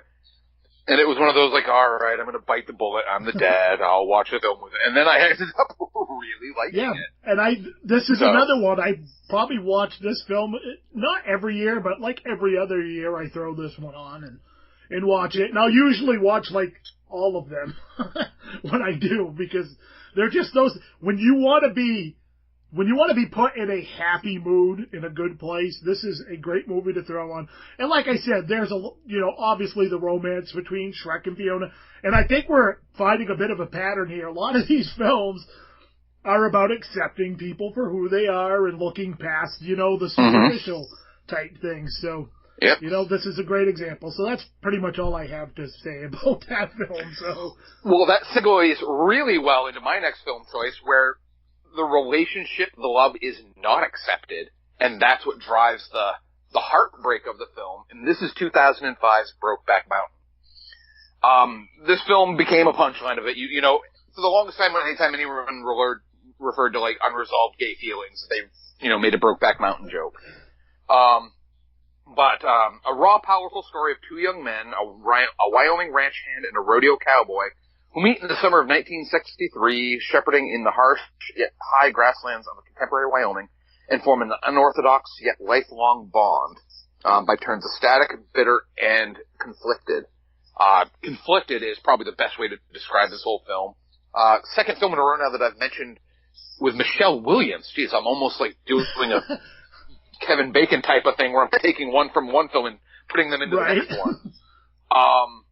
But this film is absolutely just stunning and heartbreaking and should have won the Oscar of the year. Fuck you, Kraft, for taking the Oscar glory away from Brokeback Mountain. This is Heath Ledger's fucking movie. He just absolutely owns it. And much like Ryan Gosling, barely says shit the entire film. The stuff between him and Jake Gyllenhaal it's almost always unsaid. Because they can't talk about what they're feeling because it's just not, they're fucking cowboys in Wyoming in the 60s. Right. Not exactly the best time to probably be a gay And one of dude. them's married. And I'm not necessarily saying that either of them are strictly gay. Because they both Anne Hathaway and Michelle Williams are their partners in different parts of this film. So they've got, the heteronormative relationships as well. But there's just something about these 2 guys that draw them to one another. And this has one of the most heartbreaking things I've ever seen in a film. This is the part that gets me. And everyone who's ever been in a relationship that didn't work out can get this.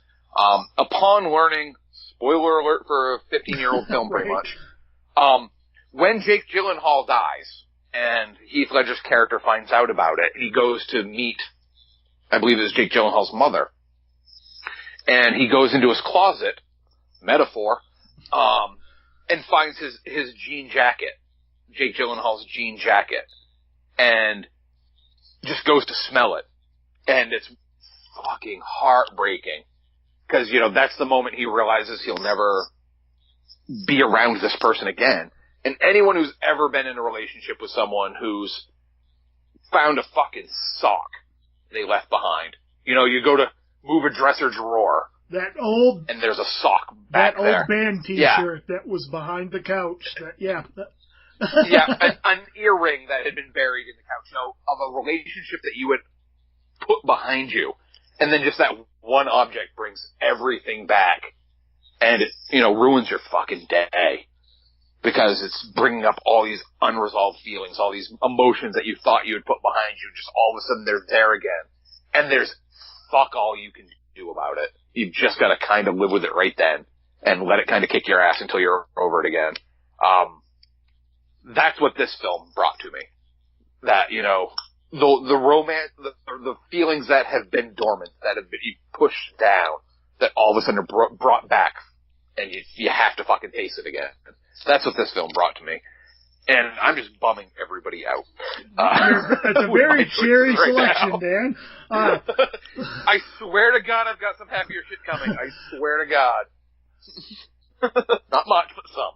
All right, move on to yours. All right, so the next one up for me is actually the next three films are going to kind of tie into each other in a really weird sort of way. So number 9 for me is 2004's Hellboy. A demon raised from infancy after being conjured by and rescued from the Nazis grows up to become a defender against the forces of darkness. This is a great love story, actually, because it's two people that can't be together for various reasons.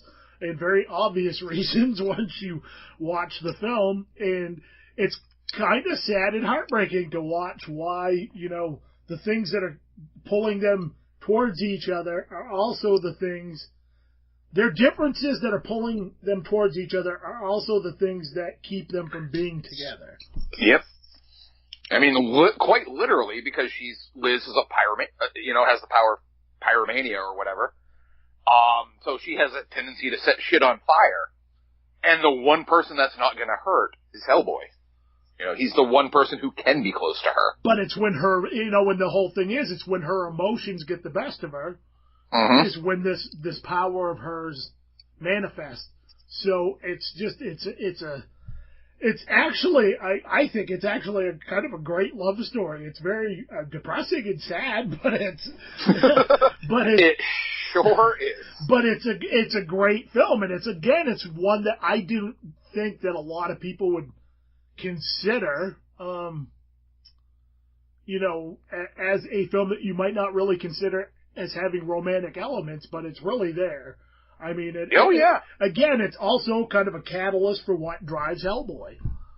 Is he wants to win her approval and her love and affection, and and it's got Doug. Again, we're doing the Kevin Bacon thing because it has Doug Jones. Yep, Doug Jones and Ron Perlman have now shown up a couple times on this list. Yeah, who would have thought? But I mean, this is part of the thing that Guillermo does. He's got such a love for the monster that every film of his has some sort of monster in it. Even, they might be human, they might not, but there's always something monstrous. And he brings out the why they should still be loved. Why do we love them? Why do we still fixate on them? Because I think just my opinion, but I think a lot of people, in ways, when they look at the monsters, kind of see a little bit of themselves in the monsters, and it's a metaphor for the human condition. Yeah, and Hellboy is perfect for that. He's the angry man that doesn't really get along with many people, who distances himself from people, doesn't let people in. It's not just his hand that's made of rock, it's also his heart. Type of thing. That's a great quote, Dan. That's going to be on the special edition quote by Dan Fleming of the Potato Eat Podcast. but I mean, that's why he's forget the fact that he's got horns and a fucking tail and is bright red. We all know that guy, who the tough exterior and the soft interior. Yeah, he's a softie once you get to know him, but you've really got to get to know him, and he doesn't want people to do that. There's an emotional distance he's trying to create. But that doesn't mean he's still incapable of love. It's there. He's just had to not do it. And not really related so much to the main story, but it does have a little bit in there, is John Hurt is amazing in this film. I just wanted to throw that out there. So, Oh, yeah. No, he's so good. He was perfect. Everybody in that film was so perfect that it's going to be hard to see another Hellboy film that doesn't include those people, even though everything about it screams it's probably going to be fucking amazing. And I love David Arbor. He's awesome, so I think he was a good choice. He's one of my new favorite people on the planet. The shit he does on Twitter is worth it alone. He just seems like a naturally nice dude. And he's somebody's prom date because it was retweeted a certain amount of times. He was in somebody's senior photos because it got so many retweets. His only caveat was he wants to hold a saxophone and wear a sweater. Right. Those pictures are amazing, too. Yeah. He's currently on his way to the South Pole to dance with penguins because it got enough retweets. You know, he has to do the Hopper dad dance with penguins. And I absolutely love him on Stranger Things, so I think he'll be amazing.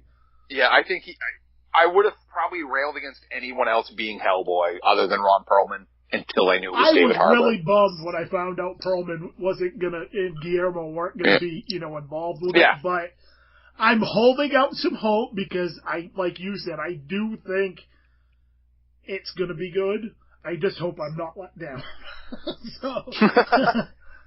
All right. Well, we're going to go from one guy who doesn't let people into his life to another guy who doesn't let people into his life. I am talking about Spike Jonze's 2013 film, Her. In the near future, a lonely writer develops an unlikely relationship with an operating system designed to meet his every need. And this is becoming more and more prescient as stuff like Siri and Alexa start to enter our lives. Tom and I had actually had a really interesting conversation about Alexa because he and his wife ended up getting each other Alexas for Christmas. I have one in my living room. And I find it utterly fascinating because we were in the kitchen and we were talking about how Tilden, his 2-year-old daughter, likes to dance and sing Let It Go.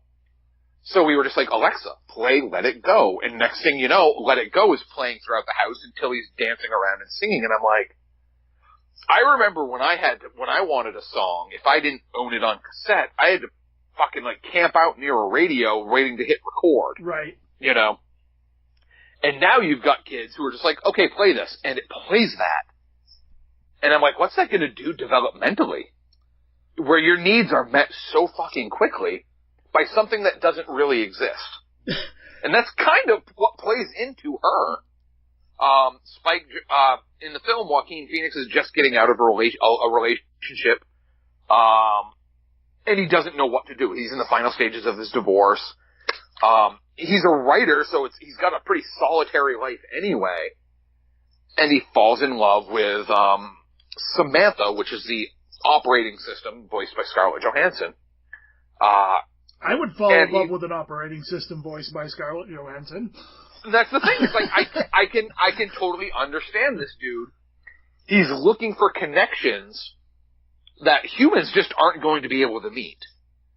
There's no human out there that will meet 100% of your needs, much like this system. And this kind of comes into play in Blade Runner 2049 as well. I was just going to mention that. Yeah. And in that one, because I'm like, the only thing it can't do is overcome the physical sensations of relationships. You know, the touching, the holding each other close. And in that film, they essentially use a prostitute as a stand-in, where there's a digital projection of his girlfriend over the prostitute. So he still sees his girlfriend, but can physically touch her now because there's a body stand-in. So it kind of is taking this one step further.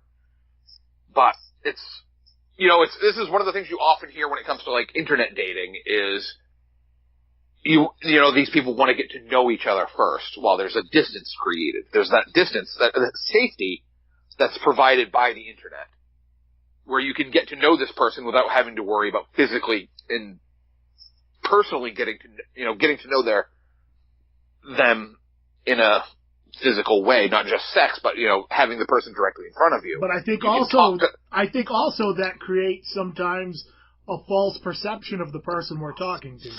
Oh, exactly. Yeah, because they can present whatever they want to you at that point.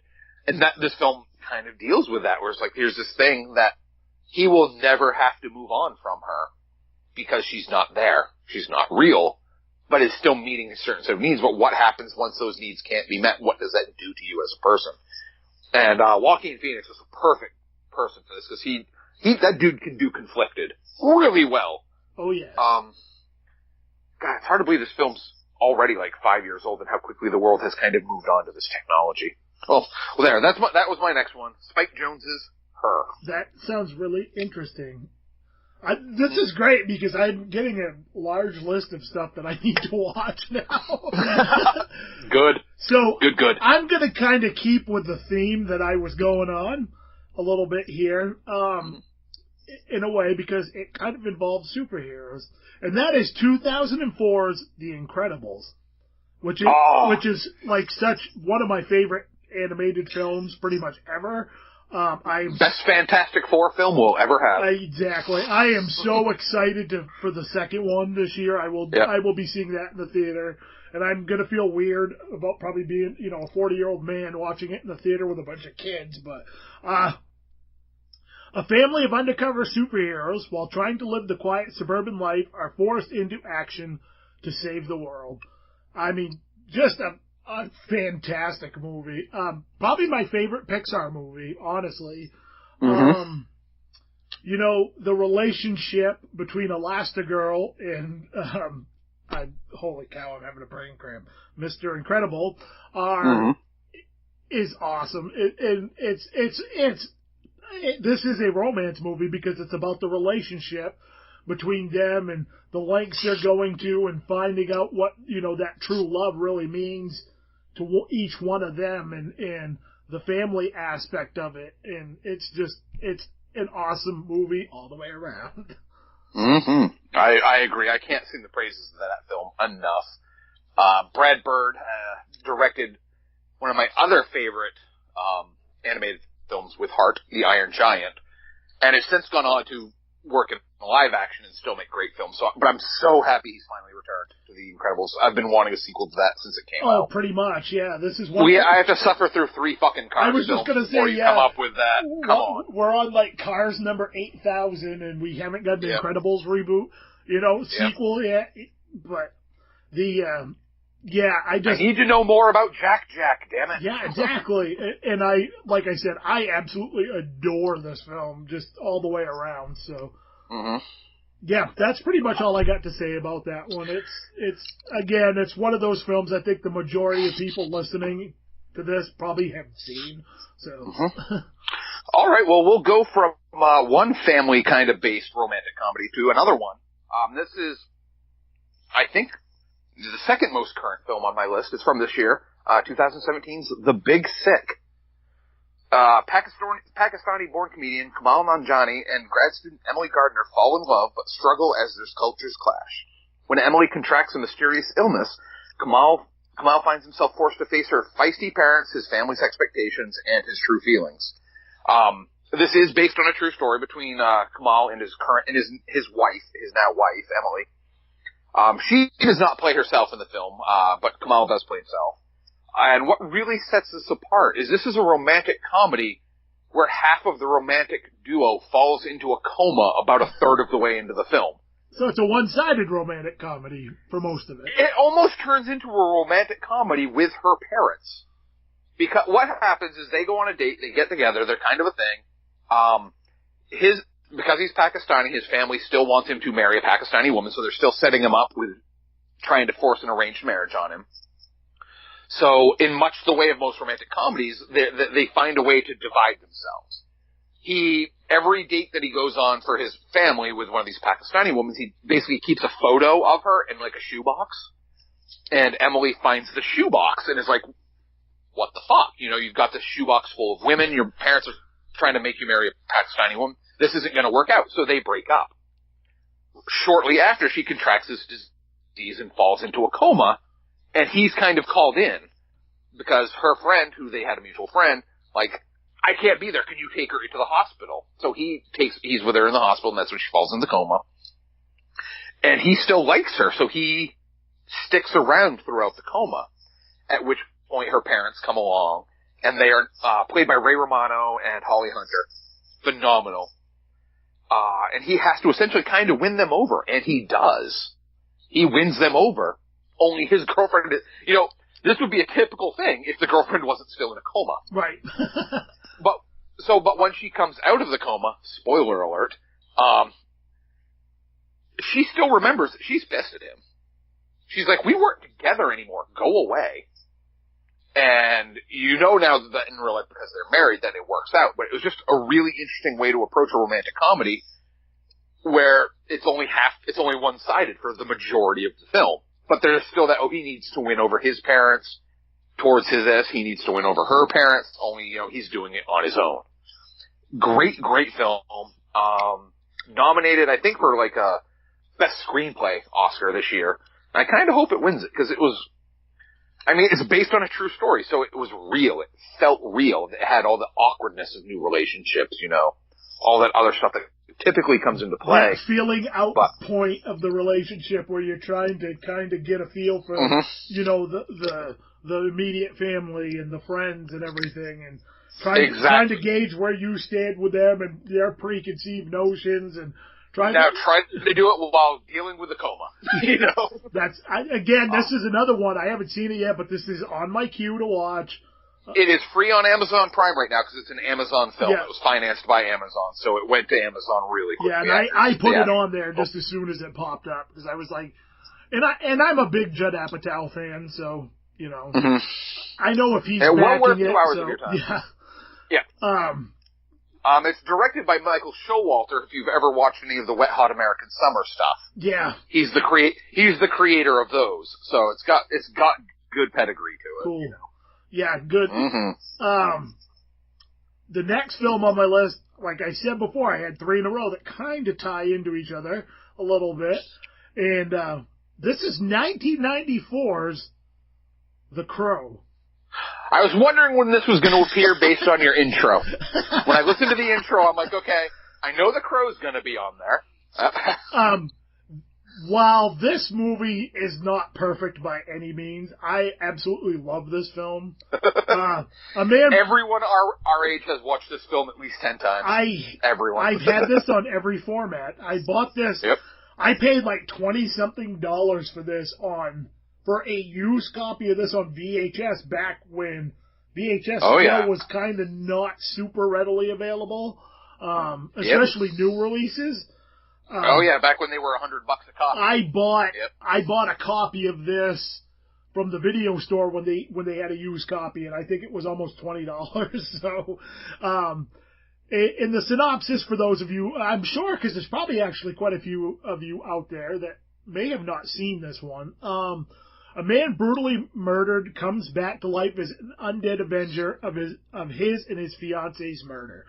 I mean, this is the ultimate love story. Coming back from the dead to avenge, your fiance and yours murder. And, that true love is more powerful than life itself. Yep. And also based on a pretty tragic true story because James O'Barr wrote this after his girlfriend was, I believe, brutally raped and murdered. I absolutely And this was how he dealt with it. Yeah. Not only that, has one of the best 90s soundtracks of all time. Oh, hands down, one of my favorite all-time movie soundtracks, period. So, this film was just filled with such promise. I mean, Brandon Lee did die while making this film. Which is what this film is probably the most known for, truthfully, is this was the film Brandon Lee got killed on. Yeah.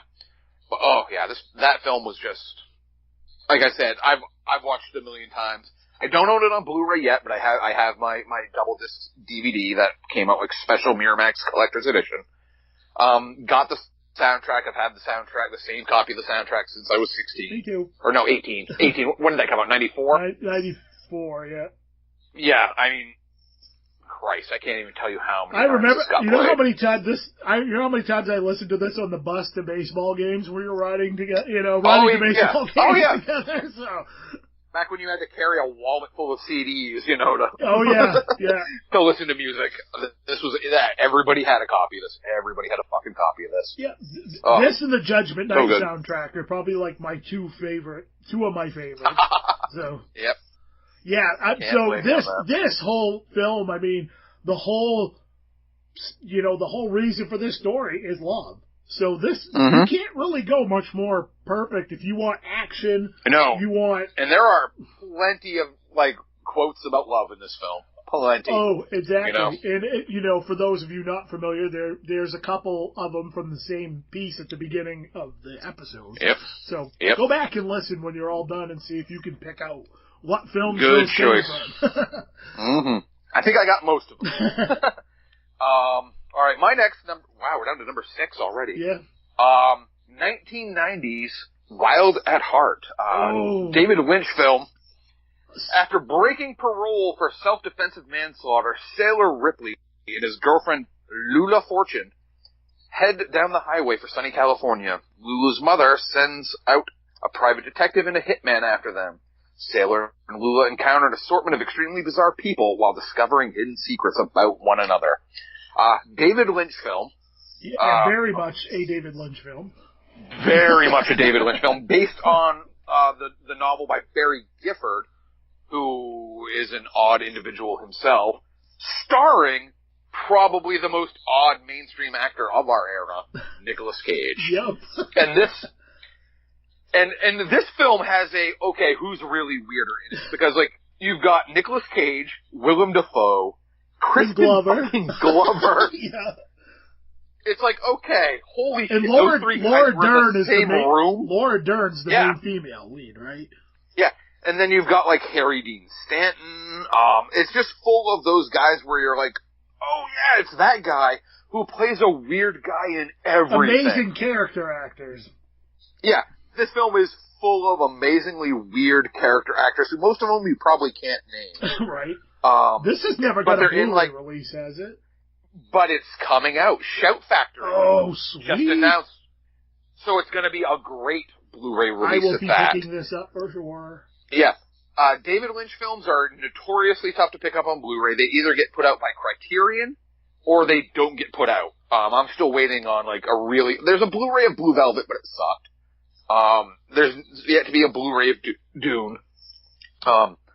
This is one of those films where Lynch fans either seem to love it or hate it. It did win the Palme d'Or at Cannes, which shocked the shit out of everybody. I think this was the first David Lynch film I ever saw, and I saw this probably in 97 or 98 on VHS. Yep. It was for me as well. I didn't realize it was a David Lynch film when I first saw it, because this was when I first started to discover, directors. Right after I started working at a movie store, and I started, really, okay, I like that director. We've got 6 of his films. I'm going to take all of those out, over the next 2 days and watch them all. I was the same way, because outside of maybe, your George Romero's and your Spielberg's and Carpenter's and a few other George Lucas, I didn't know a lot of directors. It was probably 97, 98, 99 where I really started paying attention to that sort of thing. Yep.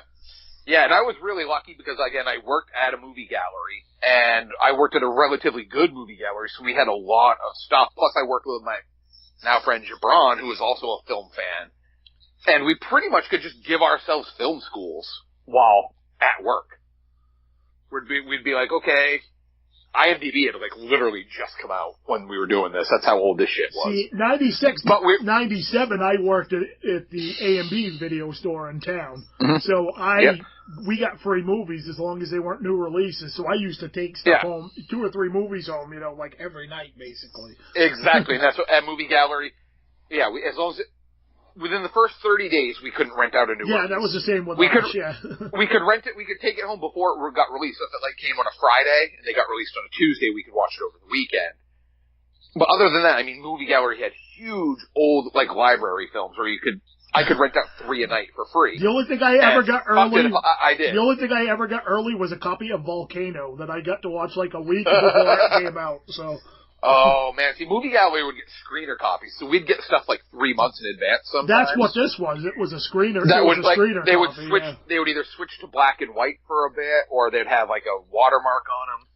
But, Jesus, I still have VHS screeners in my back room somewhere. This had the little white line across it that said, this is not for rental. This is if you have this rental, please contact, blah, blah, blah.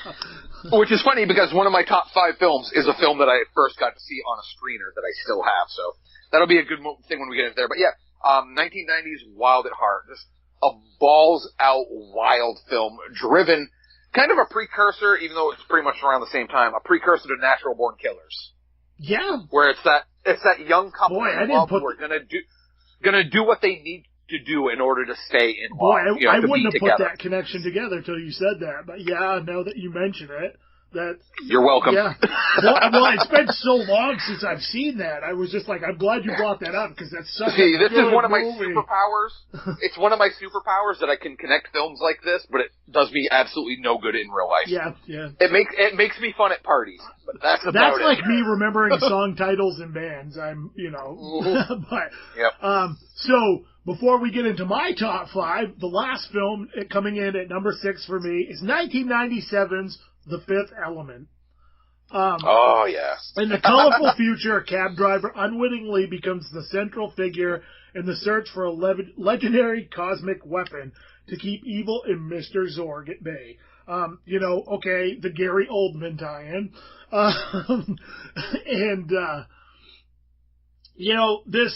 This basically, again, this film, pretty much I think everybody on the planet has probably seen this at least once.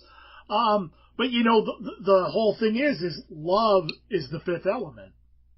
Mm-hmm. So there you go. There is your tie-in to why this is on the list. Not to mention, I just absolutely love the hell out of this movie. So. Well, especially considering when like the other elements are all essential. You've got earth, wind, water, fire. Well, it's great, and that's the thing. Yeah. You've got to, the basic. What this film, I think, is what I feel the film is trying to say is that society and life can't survive without love. Exactly.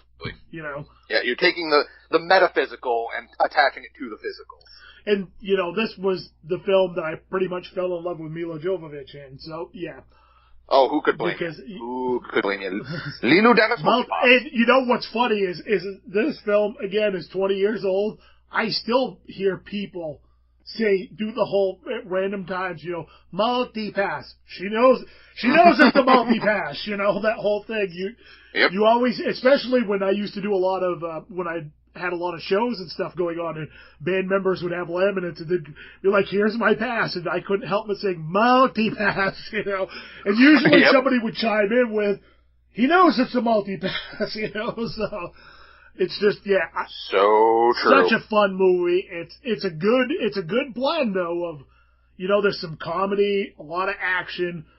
For the time, I thought the effects were amazing at the time. Oh, yeah. And they've actually held up pretty well for as old as the film is. That was the very first DVD I ever bought. I bought it 4 months before I even owned a DVD player. My first DVD was Blade. Oddly enough, I walked into a Sam's Club, and they had a selection of Warner Brothers DVDs, and I decided between either that or Blade Runner, although Blade was one of the other first ones I bought, because it was a sweet New Line Cinema Platinum Series one. Loaded with shit. But yeah, so before I even owned a DVD player, I owned The Fifth Element, because I'm like, fuck it, that's going to be the first film I watch on a Blu-ray player, on a DVD player. Nice, yeah. I think my first 4, I remember, was Harley Davidson and the Marlboro Man, because it was like... Also it was a Warner Brothers release. Yes. Warner Brothers is the only reason that DVDs really caught on. And they were like, they were like, at the time when most DVDs were $20 or $30, those Warner Brothers releases were $10. And you could often get like 3 for $20. Oh yeah, because I remember, because my movie gallery on Union Street was the first movie galleries in the Northeast to get DVDs, specifically because Jabron and I pushed them. So we got that Warner Brothers starter pack, and then we had The Matrix come out, which like really solidified the format. But it's like we really had, like, Warner Brothers titles were the only ones we had for like the first month of having DVDs. And stuff like Harley Davidson, the Marlboro Man, people rented just out of like sheer nostalgia. Right. Well, because I remember there was the MGM and the Warner Brothers thing. MGM was another company that did that, if I remember right. But I got Harley Davidson and the Marlboro Man, Red Dawn. I can't remember the third film I picked up. Oh, Killer Clowns from Outer Space. Which, by the way, that's getting an Arrow release coming up in like another month or two. Can't wait. and Blade, those were the first 4 that I bought, though. Yeah, I know, I see that. And that's another one I need to, like, update in my collection, because I watched that movie. Finally getting the release it deserves. Yeah, exactly. Can't wait. So now we are both into our top 5, so I'm going to be interested to see if there's a little more parity.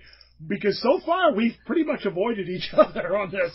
15 without a single duplicate. Which I'm kind of surprised, so. Me too. My first one, probably the most depressing film on this list. Bringing back Nick Cage for a second film in a row.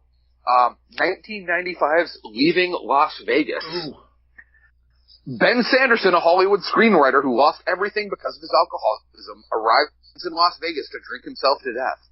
There he meets and forms an uneasy friendship and non-interference pact with prostitute Sarah. Two things that make this special for me. Elizabeth Shue, who I have loved since The Karate Kid is in this, who I got to talk to at the Bangor Mall when I worked at KB Toys. Oh, very cool. She came into KB Toys with her kids. And oddly enough, I swear to fucking God, I didn't plan this out. Cruel Summer was on that month's tape, and it played while she was in the store. Nice. And she looked at me like, "You've got to be fucking kidding me."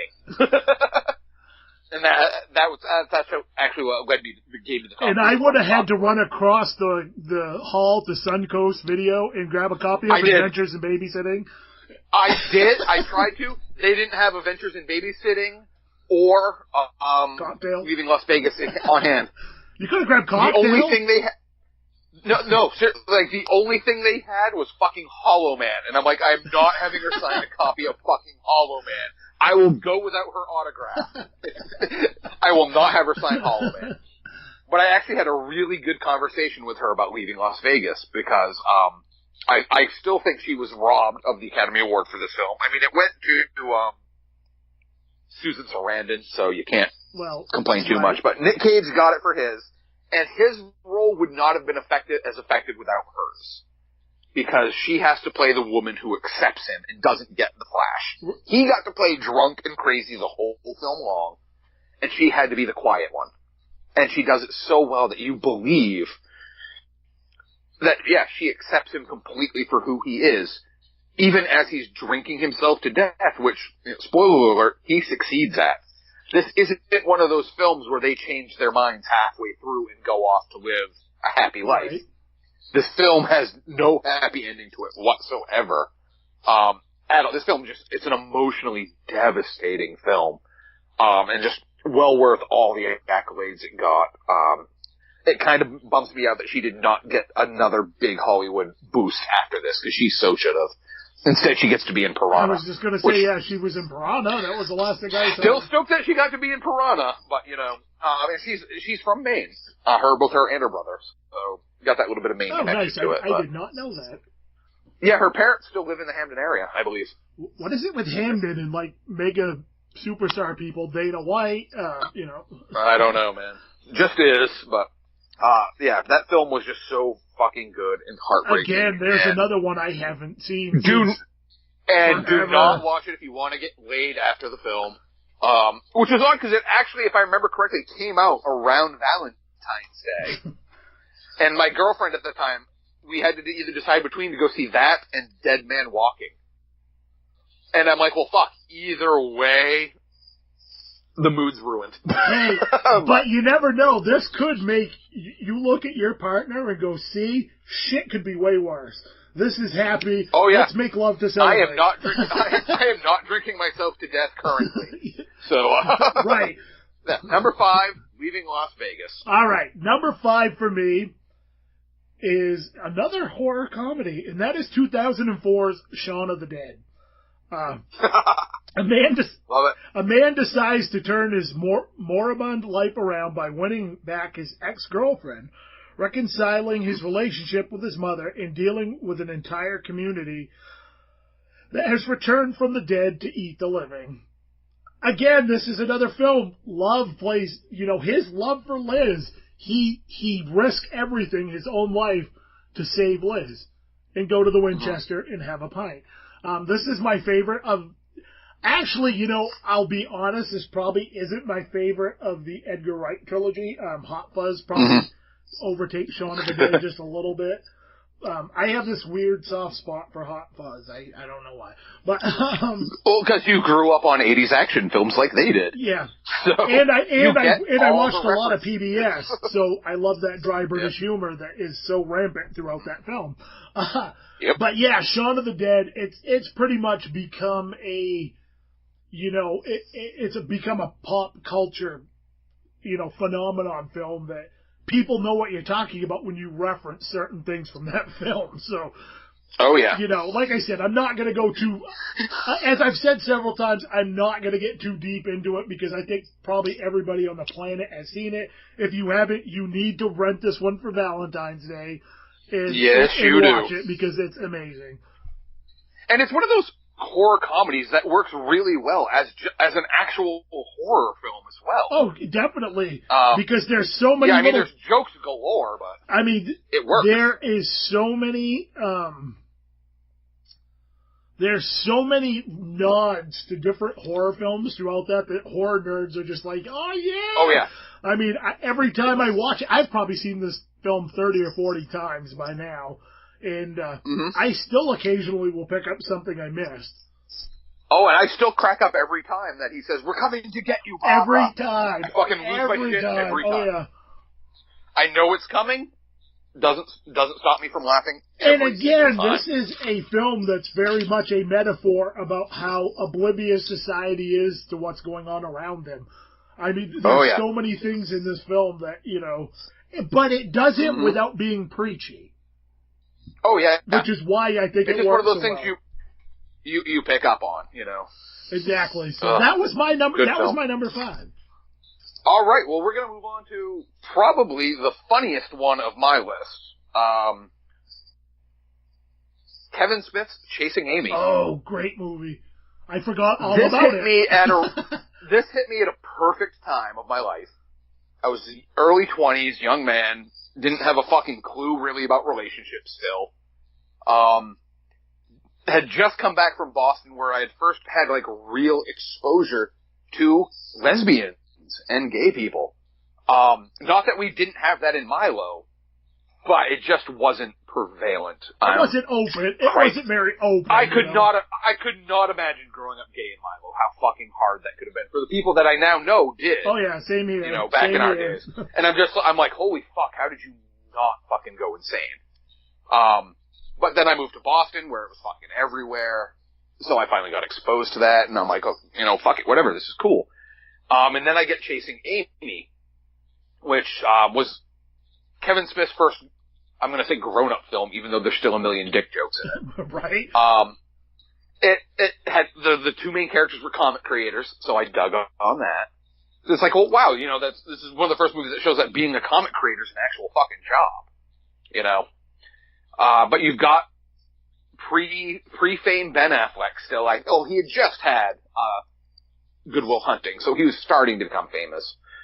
But you've got pre-fame, Ben Affleck falling in love with a character who is gay, who, she is bisexual, so she stays with him for a while, and then there's just still all that baggage that comes with it. And Jaws references. But you get you start to get into that, do you really want to dig into the past of who you're currently seeing? Because that doesn't usually turn out well. And that happens in this film because she is more sexually experienced than he is, and that really bothers him. Especially when, her and Banky get into the Jaws referenced scene where they're in a bar talking about war wounds. Only instead of shark bites, it's I cracked my jaw going down on a girl type of thing. But that's when Holden starts to really, Jesus, he just hasn't experienced that much, and he's intimidated by it. And regardless of her sexuality, I think that's an important thing for men to realize is, sometimes you're going to date someone who's had more sex than you. She's had bigger dicks than you. And she probably knows what she wants way more than you do, And how do you deal with that? And from a male site, with all the shit that it does get attacked for, because a lot of times people are like, well, she goes back and forth a little too quickly sometimes, and there's this and there's that, and it's still a bit homophobic at times. But the part that just really got me was okay, I'm in my 20s now. When I was in high school, you were both either equally sexually inexperienced, or more than likely the dude had more experience. Once you get out into your 20s, you're gonna find those women who have been with more guys than you've been with girls. And that is a critical male ego blow. That's one of those things that young guys especially, that's a fucking hard thing to overcome, knowing you're not the biggest dick she's ever had. And then throw on top of it that she's probably been with more chicks than you have, too. Oh, yeah. And she's been with people who have fucked better than you. And what do you do with that? And her character is like, I love you. You know, yes, I've done all these other things, but that doesn't matter because I love you. And it's still not enough for him, and it ruins the relationship. Add on top of that all the, you know, possible heterosexual feelings his homosexual feelings his best friend has for him. That just throws in a whole another fucking monkey wrench. But that was one of the first films that I ever saw that made me kind of start to deal with my own sexual insecurities as a young man. And they just happened to do it with dick jokes and Jaws references, so I liked it. It wasn't preachy. That's a great film. I have kind of forgotten about that one, to be honest, because, again, that's another one I haven't seen in forever. It's one of my top 10 films of all time. Flaws and all, I love the stuff that it tries to tackle. Yeah. And it was ahead of it really was ahead of its time. Yeah. That's the thing. And if it doesn't hit you at the right time, then if you saw that for the first time, like when you're 45, you're probably like, this is some, you know, childish bullshit. Right. But when you're a child still, when you're in your early 20s, it's you. Oh, yeah, that makes complete sense. Kevin Smith made an early career out of talking about the shit that people didn't talk about. You know. And I don't think he gets enough credit for that. I really don't. Because a lot of people see his stuff as kind of juvenile. Well, I mean, he tackled that in Clerks with his girlfriend that had sucked 47 dicks. You know, 47. In a row? Yeah, in a row? And, you know, just be happy I wasn't number 46. You know, it tackled something that bothers people on a grown-up level and was able to do it safely by making a joke out of it. Right. But, you know, there's not a guy who that still hasn't been in the back of his head the first time he meets a girl, you know? Who was the last dick in your mouth? That bothers us. But it's something we don't want them to be bothered about. Right. You know? Doesn't matter how many women I've slept with, you know? I'm with you, baby. I love you. But yet it still fucking kills us. Right. So there, my number 4, Chasing Amy. That was great pick. Like I said, I forgot. I kind of had forgotten about that because, again, it's been a great one that I haven't seen in ages. My number 4 is from 1985, and that is the movie Legend. Oh, good one. A young man must stop the Lord of Darkness from both destroying daylight and marrying the woman he loves. This is, I mean, I'm one of these weird people, like, I stopped watching Tom Cruise films for a long time because he's just too much crazy for me to deal with.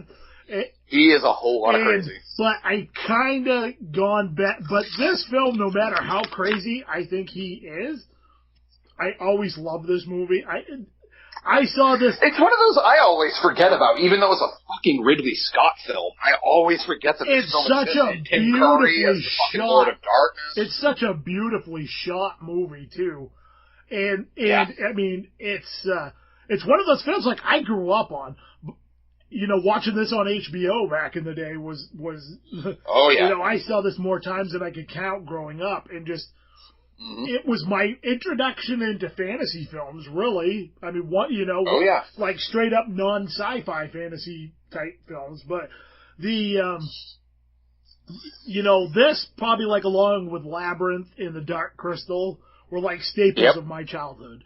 And I know, how are we not more fucked up with these being our childhood maybe films? This is why we're not fucked up, Dan, because things don't faze us. Yep. You know, I know. I'll never touch a fucking unicorn thing. Exactly. I will never, ever mess with a unicorn because I've seen what happens. It's eternal winter, damn it. You know, this is just a great movie. This was a real early Tom Cruise flick. Yeah. And this is one of the first films when I realized the input directors can have and what can be taken away. Because this was one of those first films where you're like, there's a different cut of this out there? And I have that version on Blu-ray, and let me tell you, the stuff they cut out is actually for the better. Oh, yeah, I can't disagree, but it's like, I mean, it has, like, different music. Oh, yeah. The film plays differently, and I'm just like, holy shit. I mean, fucking Ridley Scott is being unable to leave his fucking films alone, Blade Runner, with his 7 cuts. But, you know, this was one of those first films where I'm like, okay, because I knew that movie well from my childhood. And then the first time I saw, like, the director's cut, I was like, whoa. Vastly different. Okay. Am I crazy because I don't remember this part? Nope. And that's when you're like, oh no, well, it's because I think the film honestly has a darker tone with the original cut that they went with than because I think they draw more of the film out. It just feels like it kind of takes away from the way the flow of the film, you know. It's got a good ebb and flow the way that it's put together in the original cut. This kind of extensive, well, like, you know, especially the scenes with Tim Curry, you get to see more of him in those extended cuts. But why I think part of what makes his reveal so shocking when it happens is because you don't see him earlier on in the film. You know, it's kind of his voice. It's very, you know, subtle shots and, you know, shadowed shots. You don't really get to see the full on. In those extended cuts, you get to see him too early in the film, really, I think. Yeah. So, that was one that, again, good choice. This was way down on my list originally, and the more I thought about it, I'm like, no, this really is kind of I think this is one of the better films on this list for what we're talking about. There are other films that I put lower down that are probably better films as a whole, but for this subject matter, I think this is definitely a top 5 film. Alright. Well, I've got one that I'm betting you have definitely not watched, because most people have never heard of this fucking film, even though it's relatively recent, and it's just insane. It is 2015's The Lobster. I have not, but I have heard many things about this. In a dystopian near future, single people, according to the laws of the city, are taken to the hotel, where they are obliged to find a romantic partner in 45 days or are transformed into beasts and set off into the woods.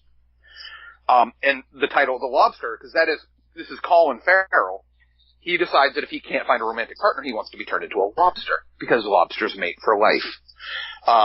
And they are cold-blooded.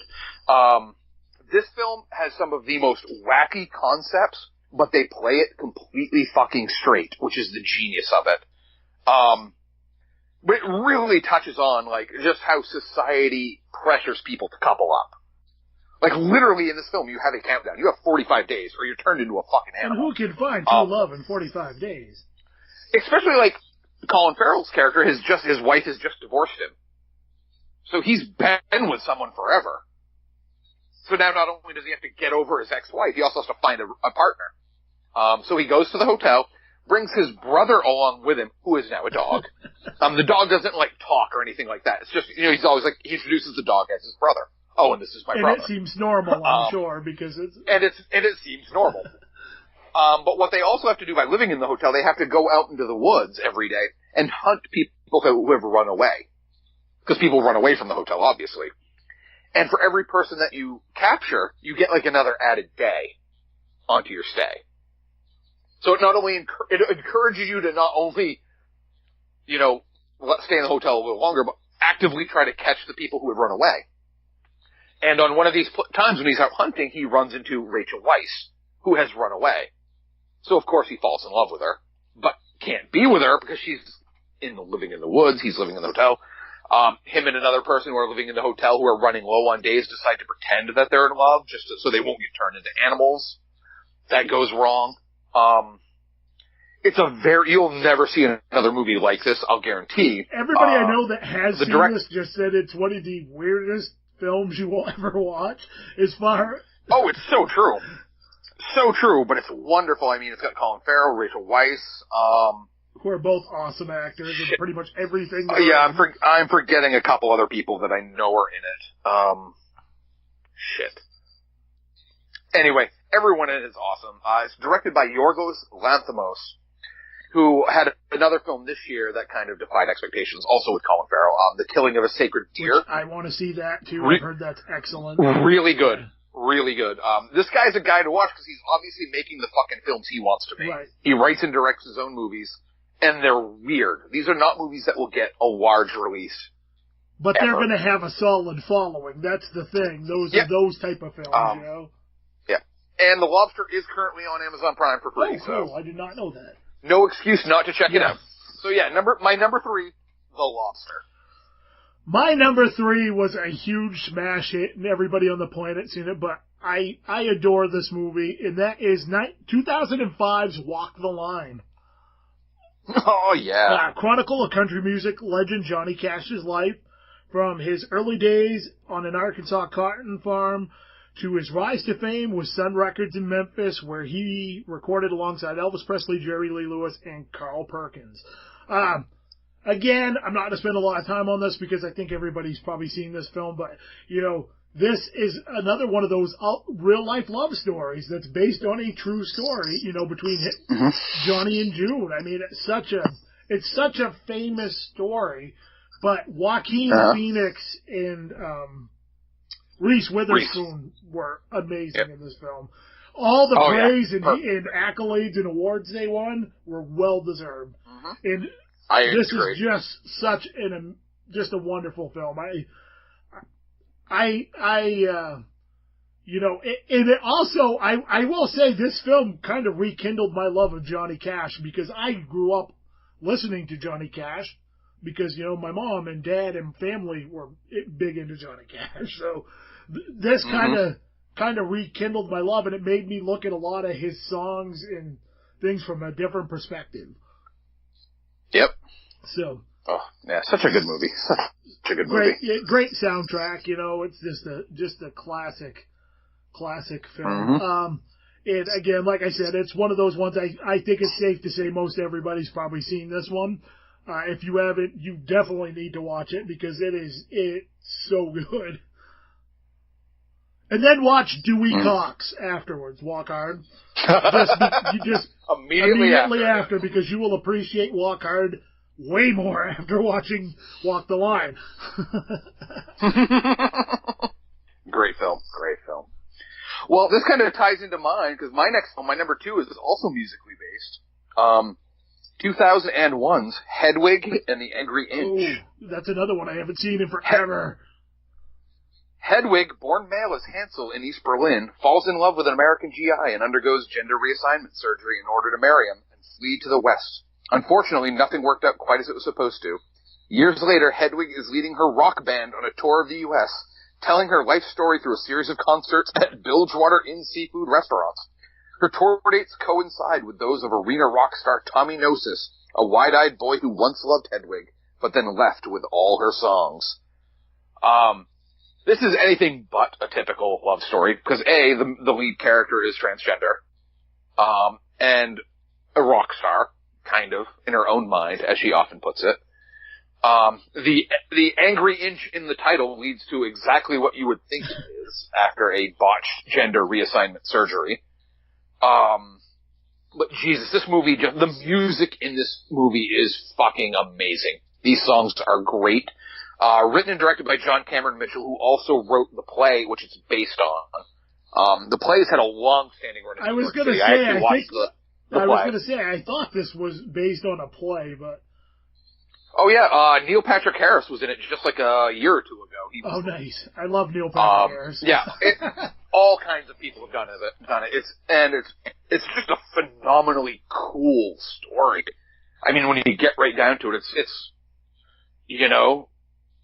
she once loved this man named Tommy, who then left with all her songs. So now she follows him along, trying to win him back, while still becoming famous for the songs that she originally wrote. There's a few cathartic moments. It's not going to end happily ever after, but it's like the love in this film is genuine, which is really hard to come across sometimes in movies. Like, you can actually feel the love Hedwig has had for Tommy, even though it's not returned anymore.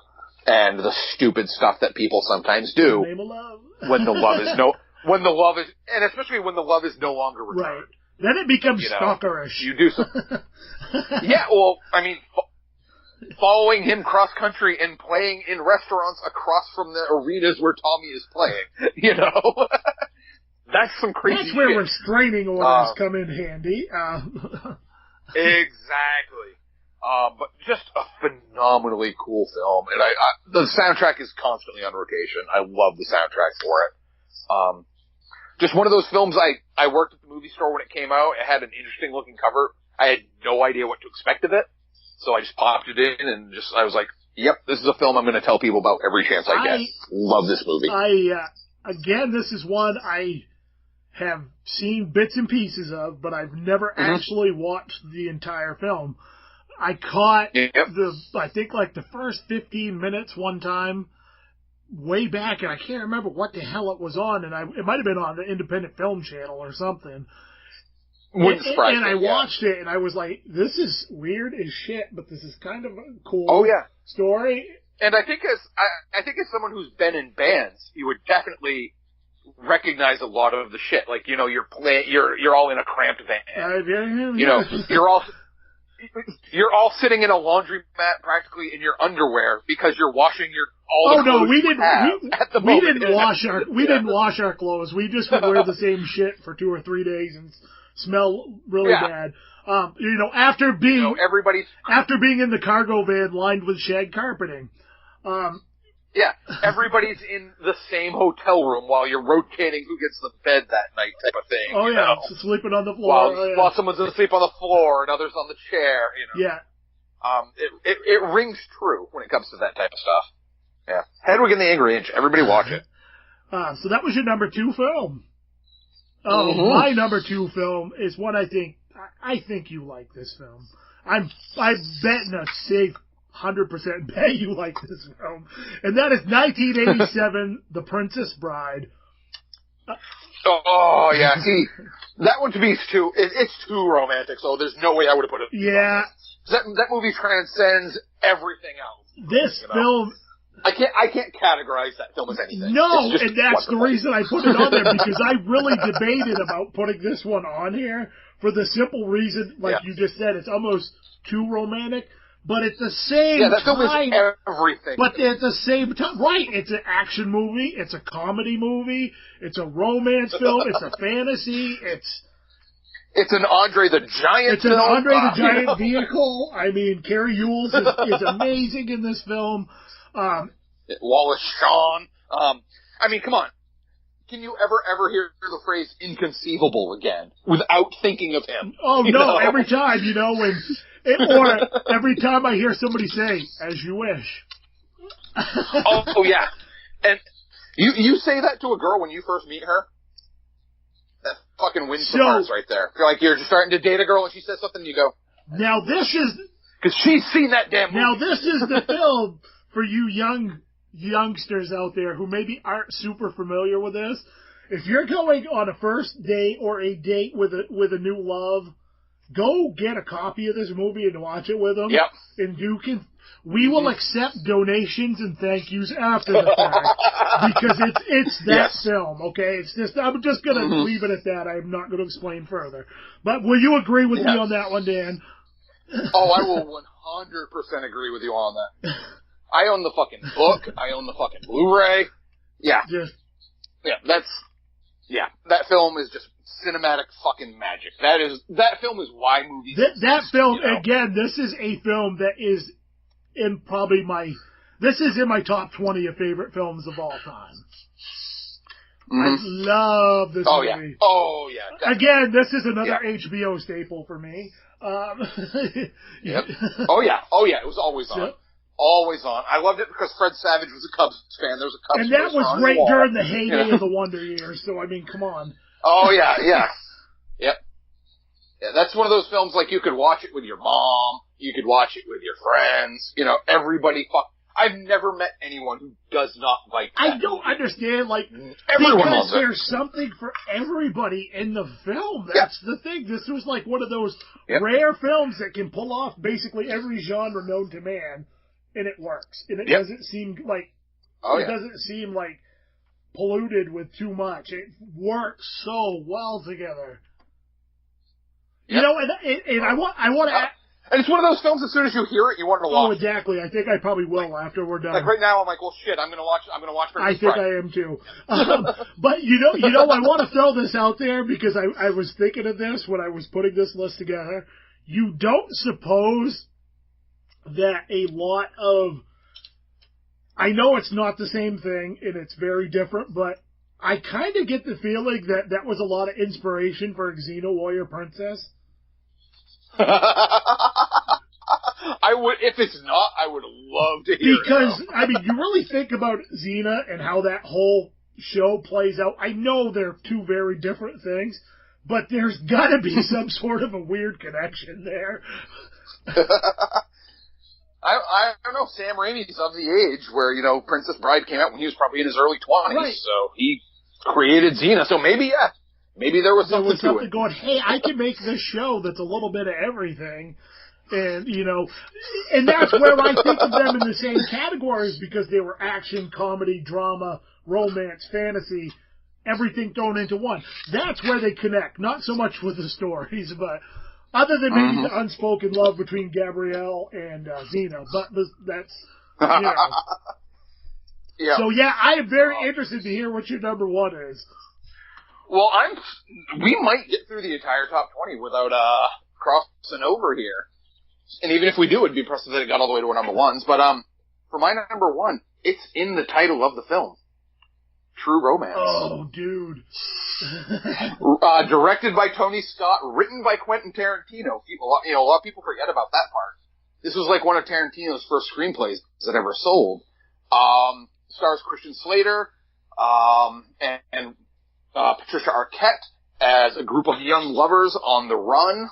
Again, much in that, that Mickey and Mallory Knox kind of way.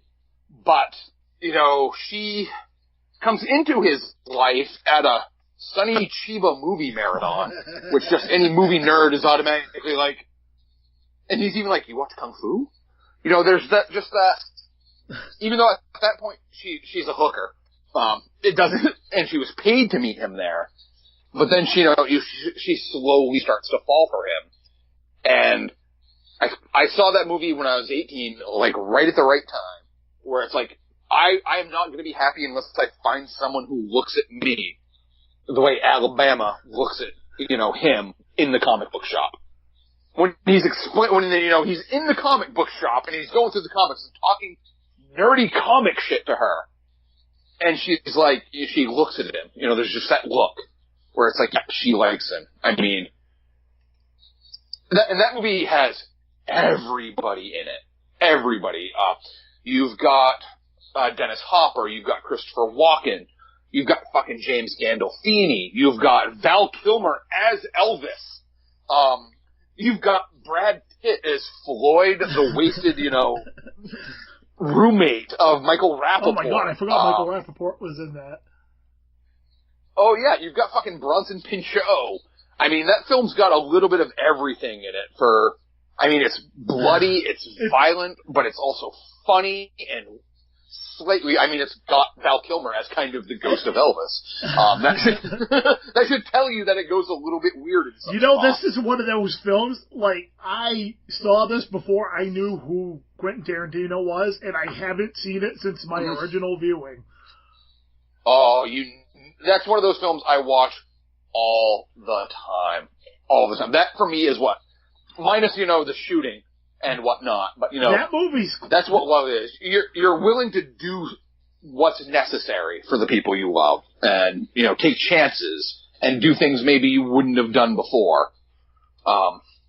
It's just wonderful. Wow, it really is. Yeah, and that's, again, because it's one of those films I haven't seen for so long and I've forgotten so much about it that I wouldn't even have thought to have put it on the list. Because, while I love everything Tarantino, he's not a director that I watch his films, or whether he's written it or directed, on a regular basis. I have to be in the right mood for Tarantino. Because, one, his movies are fucking long, and I don't often have 3 hours to sit at once and watch a film, and I get too antsy, and I have to break shit up, and I hate doing that with his films. But yeah, that's a great pick. Again, now that's one I need to go revisit again. Yeah, it's one of those things where I want a girl to look at me and just go, "You're so cool," like she does. My number one, I'm gonna give the synopsis before I say the title. A fast-talking mercenary with a morbid sense of humor is subjected to a rogue experiment that leaves him with an accelerated healing powers and a quest for revenge, and that's 2016's Deadpool. I was waiting for when Deadpool was going to show up, because I heard the quotes in that. in the intro, so I heard the Monica Barrera. This Karen is speech for there, so. a superhero that I really do absolutely nothing about, other than I think I remember seeing him in the Max back in the day. I didn't know anything about Deadpool. This is pretty much become like one of my favorite, if not favorite, superhero films of all time. I have watched this probably 10 or 12 times since it come out, and I don't get sick of this film at all. Oh, it is endlessly This film was endlessly definitely rewatchable. made for Ryan Reynolds. I mean, this is like tailor-made character for Ryan Reynolds. And it's, it's raunchy as shit. It's got all kinds of action, and it's got a great story to it. But you feel so damn bad for his character. And, it's got that weird love story about two people's crazy, matching each other perfectly. And, and it's just, I absolutely adore this film, like, beyond anything. And I thought it was the perfect film for number one on my list. So. I can't disagree with you. It is, such a good film. Everything he's doing for her, essentially, And they're great when they're together. Their scenes are hilarious and sweet and touching. A little weird. Well, that but, whole scene that I put in that audio clip at the beginning of it is a perfect example of that weird relationship. Not to mention the visual to that is absolutely perfect and funny as hell. So yeah. Yep. I always kind of like to almost describe this as a superhero movie for maybe people who aren't necessarily superhero movie fans. Oh, yeah. Because even if you're not a fan of superhero movies, this film still works. And I cannot wait for part 2 because they are running the most brilliant ad campaign. Yes. I can't disagree with you on that. The posters, the trailer has been hilarious. The second trailer has been hilarious. I can't wait for that. I'm actually kind of pissed it's not coming out until May. Because the first one came out in February. See, they even know it was a romantic movie. It came out in February. Yeah. So I'm like, I want this to come out now, and I can't. So, damn it. Yeah, that rounds out both of Dan and I's top 20 lists. But before we go, and we have a top 40 because none of them run over. Wow, that's kind of cool. I'm actually shocked we didn't have something. But now before we go, real quick, we're not going to get real deep into these films, but I want to go over just and mention. When Dan mentioned this subject to me, I was like, man, I'm going to have a hard time even finding a top 10. And then I was like, hey, Dan, what about a top 20? Because I kept thinking of films. And Dan mentioned some that I had forgot about or didn't think of, and or ones that I didn't really know about. So Dan is eating food or something. I'm walking on snow. So real quick, I wanna give my honorable mentions, and then I want to hear Dan's because I want to go first on this one. That was amazing. You could pick up me walking on snow. This picks up quite well. So honorable mentions for me on this was Kiss Kiss Bang Bang, Return of the Living Dead 3. Oh, 3. Wow, there you go. Yeah, that one is a love story when you think about it. Yeah, True Lies. Species, which I didn't put that one on for obvious reasons because that's kind of a weird film. But because none of the ones I put on were weird. A recent film that just came out on Blu-ray, and I highly recommend everybody and anybody see it, and that is Mayhem. Oh yeah, I love that movie. That movie was and so it's good. Really short, so it's a great one. Stephen King's The Original Carrie. Another animated film, Megamind. Ted, about the talking stuff there. And the furthest reaching one, and I just couldn't put it on there, but I needed to put it on a list because there is ultimately a love story there, and that is my favorite Chuck Norris movie ever, Lone Wolf McQuade. McQuade. Yeah, everyone thinks about romance when watching Lone Wolf McQuade. Hey. Okay, I love that fucking movie. Me too. So I want to hear your honorable mentions. I only had a couple on there. Number one on my honorable mentions was Natural Born Killers. It's, another love story on the road with a bunch of murderers. I just think it was done better with the films that I had mentioned that were similar to it. But I totally get it when, like, it happens all the time when I'll work with a couple homeless kids who are, like, kind of rough and tumble, and they're like, we're like Mickey and Mallory Knox. And I'm like, no, you're not, but I get what you're trying to go for. It's kind of a rallying couple for those that are, disenfranchised and a little bit different. Or those unhealthy relationships of Harley Quinn and the Joker. Oh, God, yes. Another one that I had was an early 80s film from Jonathan Demme, director of Silence of the Lambs, Something Wild. Stars Jeff Daniels and Melanie Griffith, as Jeff Daniels is kind of this straight-laced dude who meets up with this kind of wild girl, and then his night goes fucking haywire, and things get really bad. But yeah, as it happens, he slowly falls for this weirdo chick that's kind of, in his life. Stars a very young Ray Liotta, who's just captivating as a completely homicidal person. Just terrifying. And then lastly, I've got one that I actually am surprised was not on your list based on how horror-centric it was. David Cronenberg's The Fly. Oh. I forgot all about thinking of that as a romantic movie. It is. It's all about, so much that the two actors actually fell in love on set. Goldblum and Gina Davis were a couple after that film for a while. Well, honestly, now that you bring that up, there was another film that would have been in my top 20, and I completely spaced on it, and I just happened to look up, and the poster is on my wall right in front of my computer. And that's Near Dark. Yep. Oh, yeah, with Adrian Pastar's character, the girl. I mean, that's one of my... If anything, that right there's a film about how hard it is to meet your girlfriend's family. Yes, very, very hard, because there's consequences. Yeah, it's even rougher when they're no matter. Yes, and that also I want to say, is flat out probably my favorite vampire movie, and so good, such an underrated film, and so ungodly hard to even find.